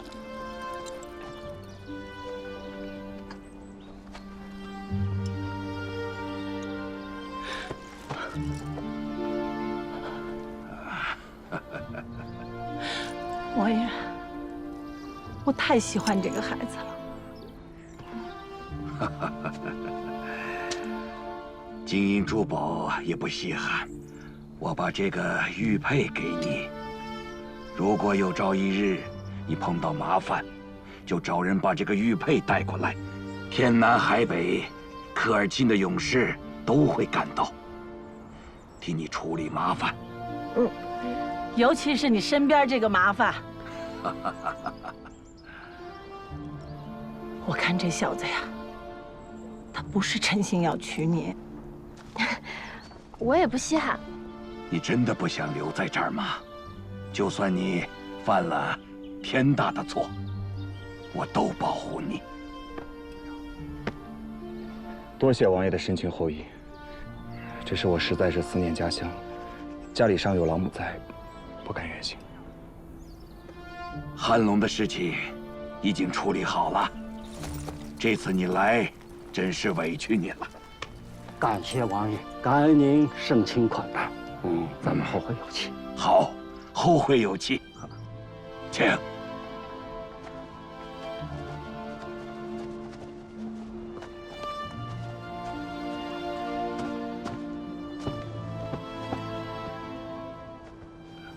保重，保重，孩子。保重，孩子。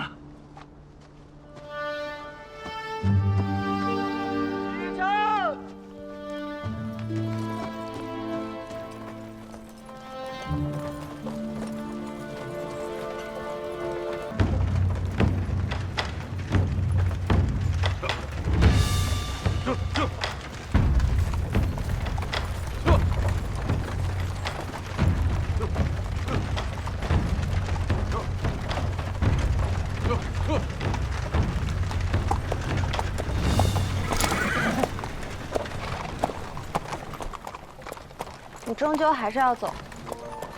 我一个逃犯也没有资格说这些，你也别胡思乱想。回去以后好好侍奉你爹。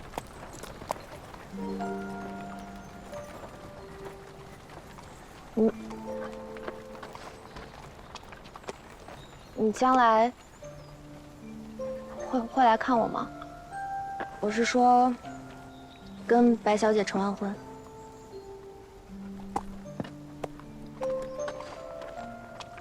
但愿吧。我家中还有老娘，还有弟弟，经常晚上做梦的时候会想起他们。这些年，他们被我连累了。要是我的家人再有个3长2短的话，我真不知道老天爷能不能放过我。你没对不起任何人，多保重吧。走。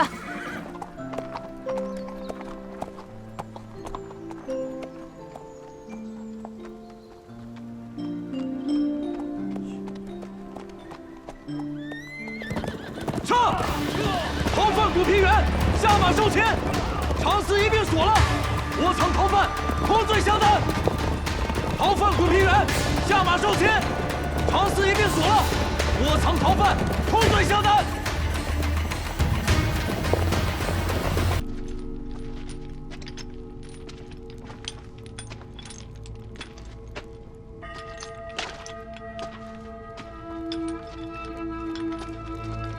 我真是想不明白，谁干了这个缺德事儿？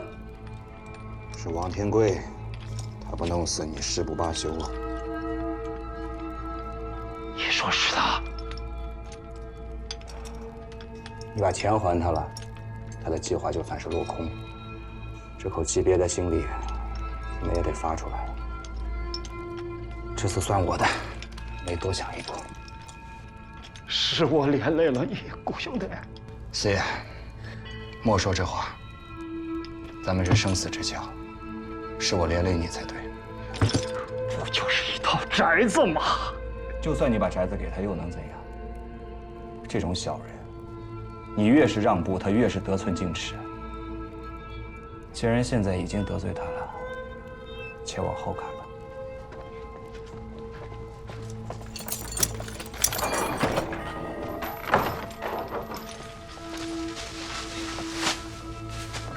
批准。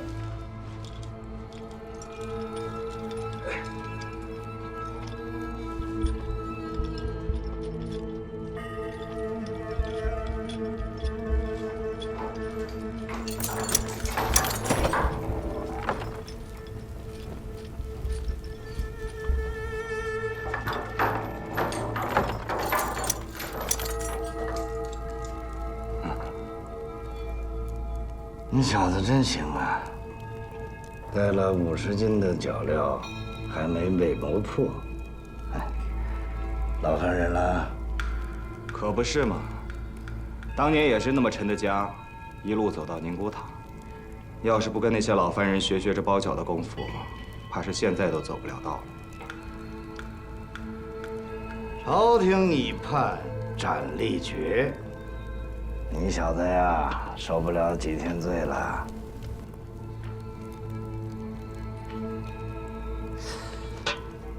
这个窝藏罪犯也是死罪。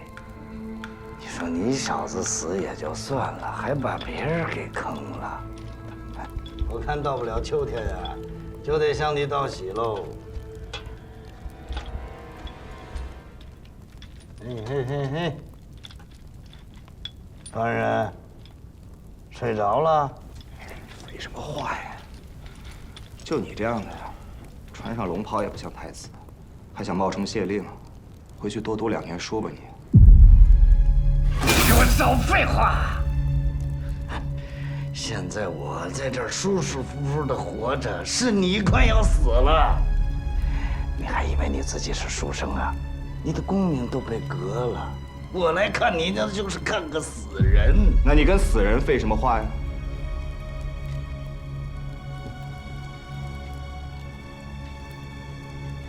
说吧，除了四爷那套房子，你还想要什么？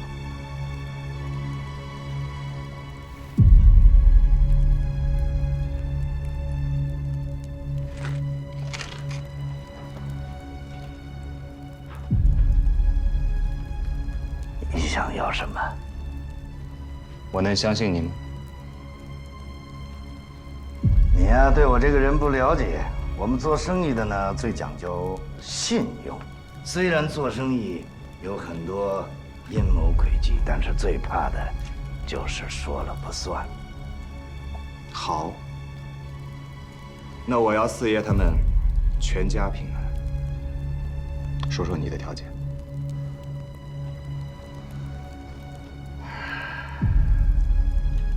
我听人说，你小子在宁古塔和科尔沁草原替这老小子挣了不少的钱呀。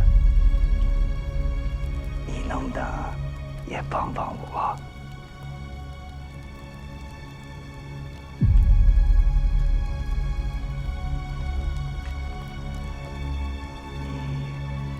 你了解当铺吗？我祖上留了间当铺，在我手里越做越大。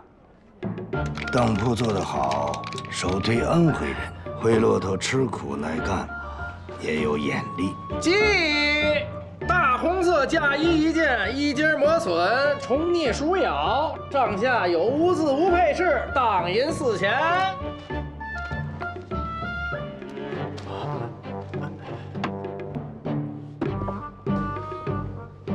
请大贵。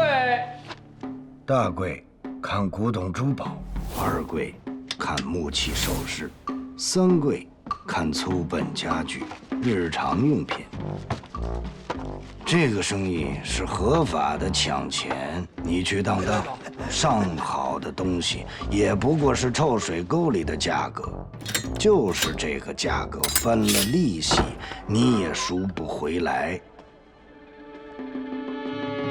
没希望的人死当，还有心想赎回的活当，出出进进。人死了，钱活了。当铺里的钱是进项，票号是出项。要是你剥皮喝血吃肉还不满足，有票号可以把别人的骨头嚼碎。票号可以存储，可以放贷，只用几张纸，通行天南地北。其实银子呢，一直摆在那儿就没动过，这就是天底下最好的买卖。你听懂了吗？你就这么说几句，谁能懂吗？我就是想和你做笔生意。你心里怎么想的？你可以直言不讳地告诉我。犯人是犯人，生意总归是生意。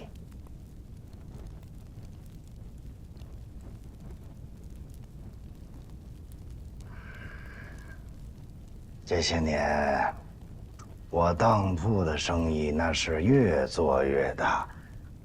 这些下人呐，都以为是自己的功劳。什么都是他们辛苦努力得来的，为什么要把大头给东家呢？当然，这是人之常情。可是他们错了，东家就是东家。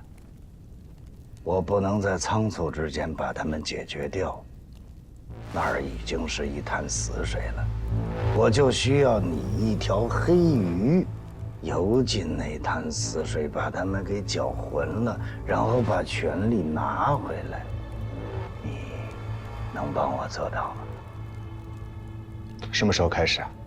老弟，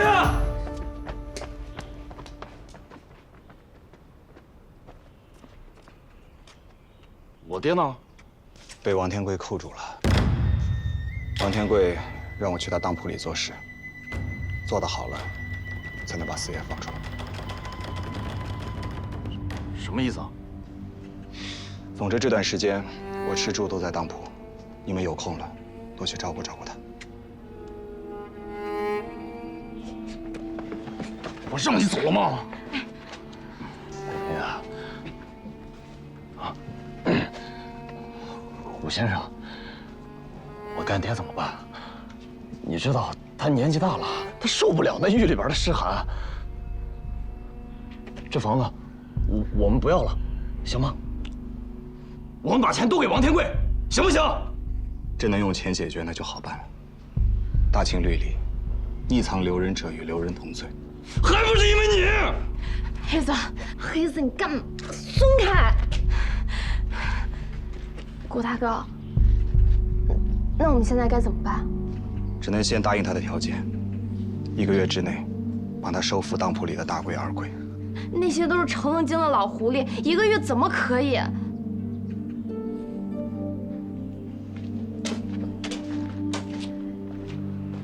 顾大哥，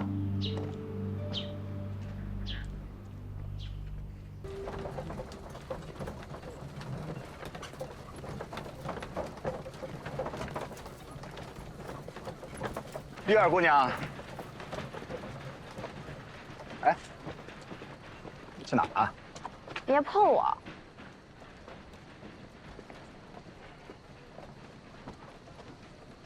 天气凉了，穿上点。哎，我这衣裳没得罪你吧？我看你得意的很，这么久不见个人影。四爷被关在里头，我也着急。但我回去有什么用？和你面对面一起哭啊？那你也不肯来，让我一个人在那里猜。黑子，你知道的，他说话就没有个把门的。我看你喝得醉醺醺的，一点不像要哭的样子。怎么？说在你心中，我是个贪图富贵的人？你以为我想流落他乡？你以为我想当这个任人摆布的掌柜啊？平遥怎是他乡？我便是生在这儿的。我的意思是，我家在徽州，现在又回不去，无法在老娘膝下尽孝。那平遥于我而言，可不就是他乡吗？就你会说，反正左也不是，右也不是。哎，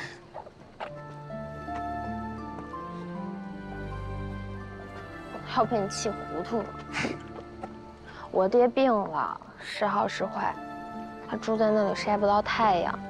虽说比其他犯人过得好，但那毕竟是监中。我让他好好休息，他又每天问你的消息，你让我怎么说？说你已经当了大掌柜的，每天穿的人模狗样的，还披一个大黑斗篷。你就这么跟四爷说？你看他信不信？倒是你，别成天听那些是是非非，那些都是逢场作戏。傻子才会信的。我才不是傻子呢！别看我这么骂你，其实我根本就不信。我跟黑子讲，你若是贪图富贵的人，当初留在草原便是。我就是心里焦急的很。好了，别说傻话了。上次不是告诉过你吗？王天贵让我帮他办成2件事，办好了才肯放四爷。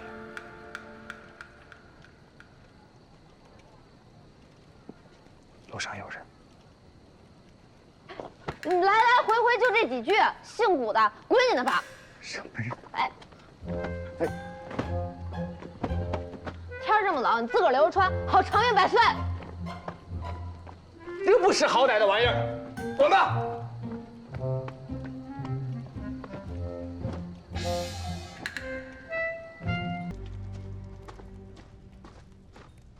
这些日子呀，全靠一个女孩子撑着这么大一个家，确实不容易。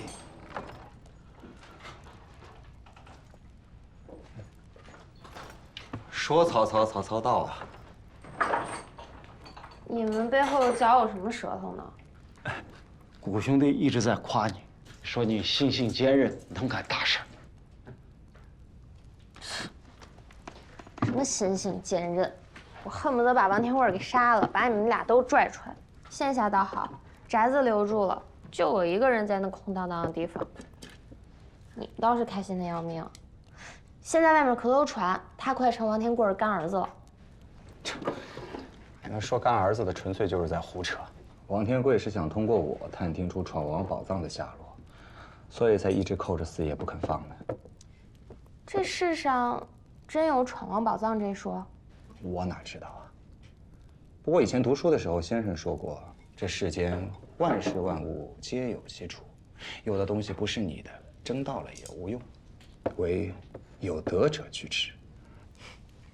知乎者也，又来了。啊，读书人的酸气又上来了，对不起。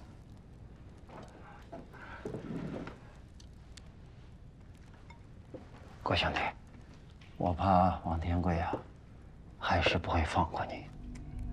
你得想个法子脱身才是。他是个绝户，心如蛇蝎，做事有决，他的话一句都信不过。这个我自然知道，这场仗还没开始打呢。我还是劝你，你已经把他推到老八家总柜的位置上了，可以了。你的手段和能力，大家都看到了，就连王天贵这样的人，也不得不对你客气。这正是你走的好时候，你千万不要糊涂。四爷，这一次我若不亲手扳倒王天贵，把你救出来，我会自责一辈子。大丈夫立身处世，当恩怨分明。你对我的好，我永远记着。平日里不说，不代表我不知道。好了，我也就先回贵上了。我怕王天贵他急着找我。这2日我要去一趟金阳山庄，那老几位刚刚脱困，我也摘下了总柜这个责任，可以喘口气了，去看看他们。好。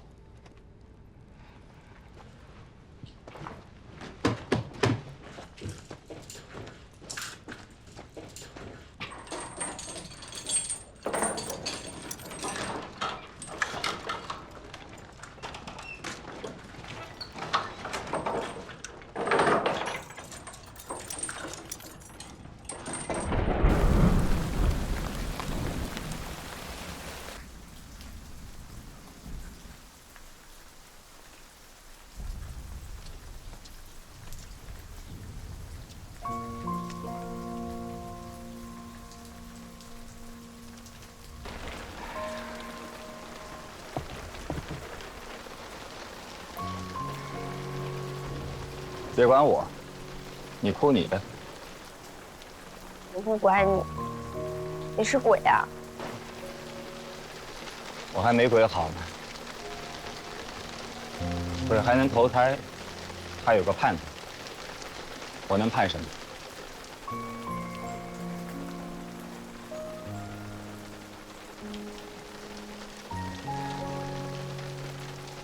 可晚了，别哭了。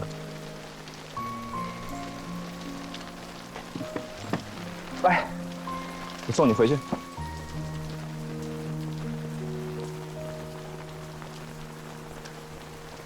哎，你没偷听我跟爹说话吧？没有啊，你们说什么了？没说什么，他就夸你来着。哎，四爷不怪我连累他，就阿弥陀佛了，不奢望他能夸我。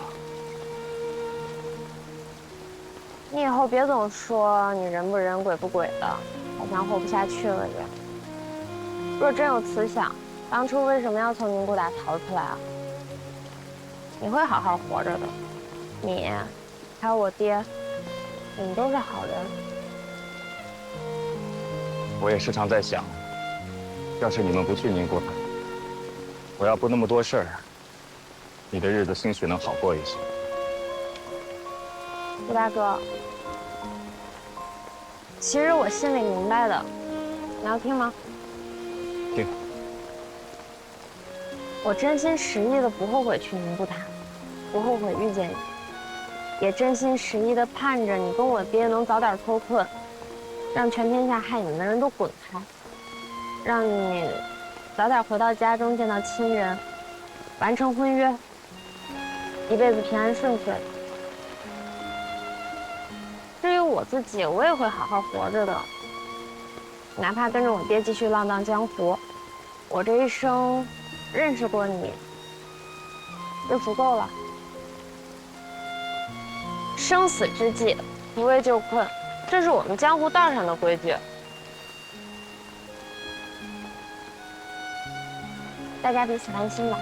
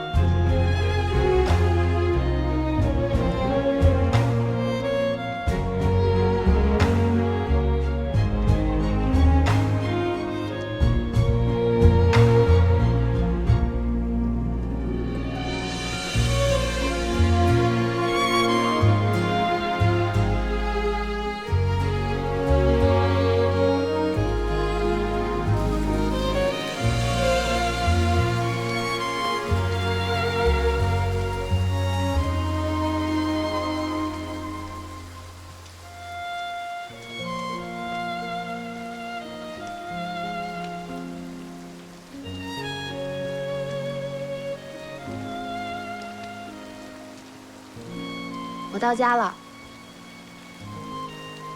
你看，你也有没话讲的时候。谷大哥，心安了吗？此心安处是吾乡。真酸。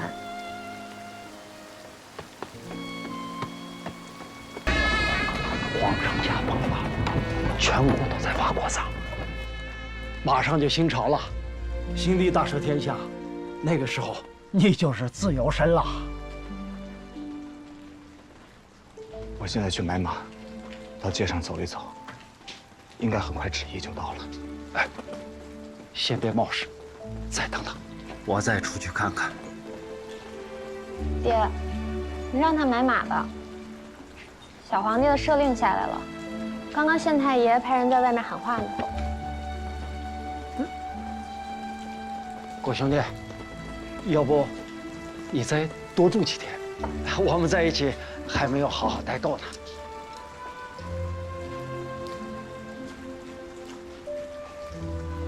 你没看谷大哥已经归心似箭了？他若现在有匹马，估计连话也不肯再说半句。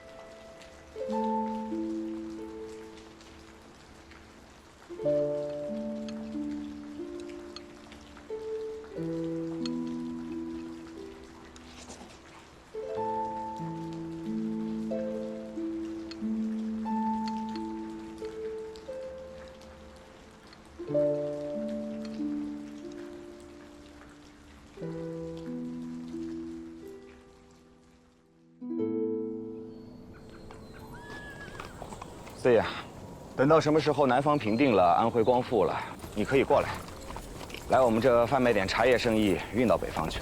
好，到时候我一定去照顾兄弟。我家里有半座茶山，有银毫，有猴魁，那可都是好茶，卖到京城，销路应该会很不错。我听说皇上也喝不上新茶，是真的吗？我小时候听过收茶的师傅说，当朝的皇帝喜欢喝金丝龙团和普洱，他知道什么是好的绿茶呢。等我们那儿的绿茶运到了北方，都快变陈茶了，然后拿茉莉熏一遍，香味是有了，但也失去了本味。我在京城的时候喝过那个香片，原来是这样。我在安徽恭候您大驾了，您再安好身体，我们争取在安徽能够重聚。一出监狱的门啊，我这两条腿就痒痒了。这1年多，我终于想明白了，我只有在路上痛快。葛兄弟，一路上多多保重。嗯。站。站。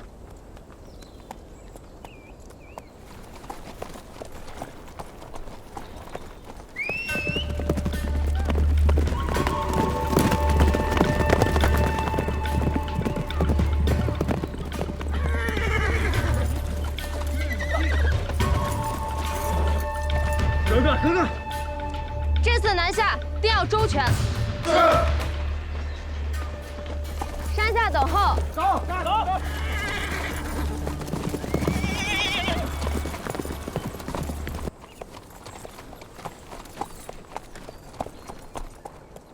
差点忘了你是哥哥了。我想送你点礼物，我想来想去不知道送什么，我就送我那素昧平生的白姐姐一点礼物。那也不用。你新婚的时候，我怕我赶不上，早点送了，心里干净。但我琢磨着，这白姐姐有了你，这世上也就不再缺什么了，何须我再送？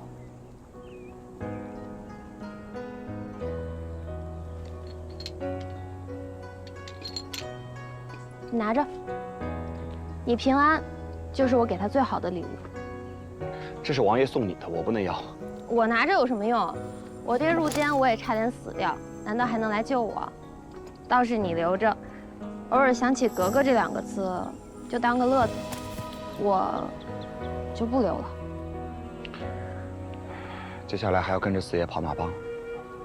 当然了，我们江湖儿女江湖老。那你一路保重。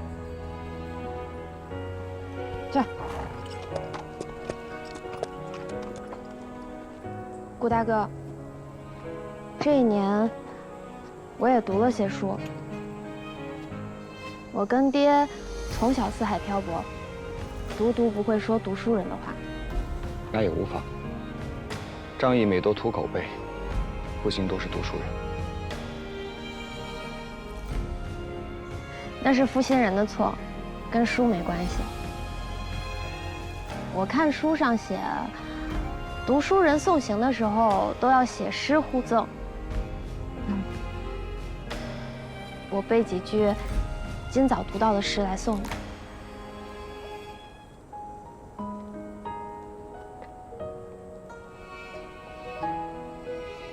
风雨如晦，鸡鸣不已。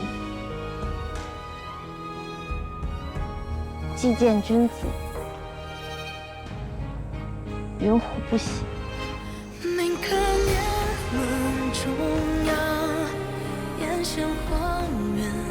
顾大哥，保重。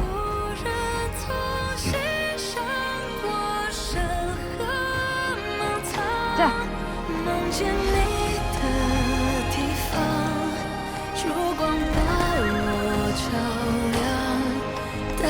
情至30袖口红，寒云沉江，打马回家乡。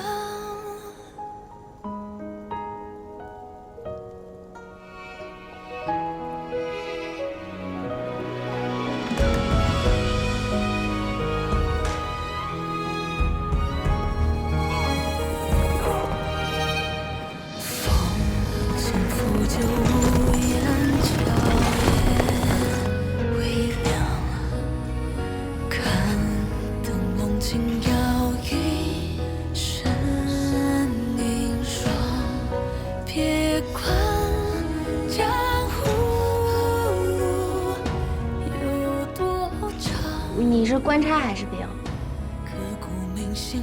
我是犯人。你是好人，老天爷保佑你，一定能查清楚，不会不明不白就被冤枉一辈子的。我若求求你爹，让他收我为徒，教我做生意。他若不教你，我可以教你的。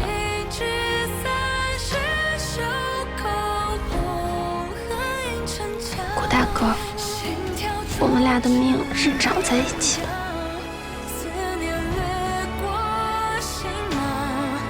任凭家。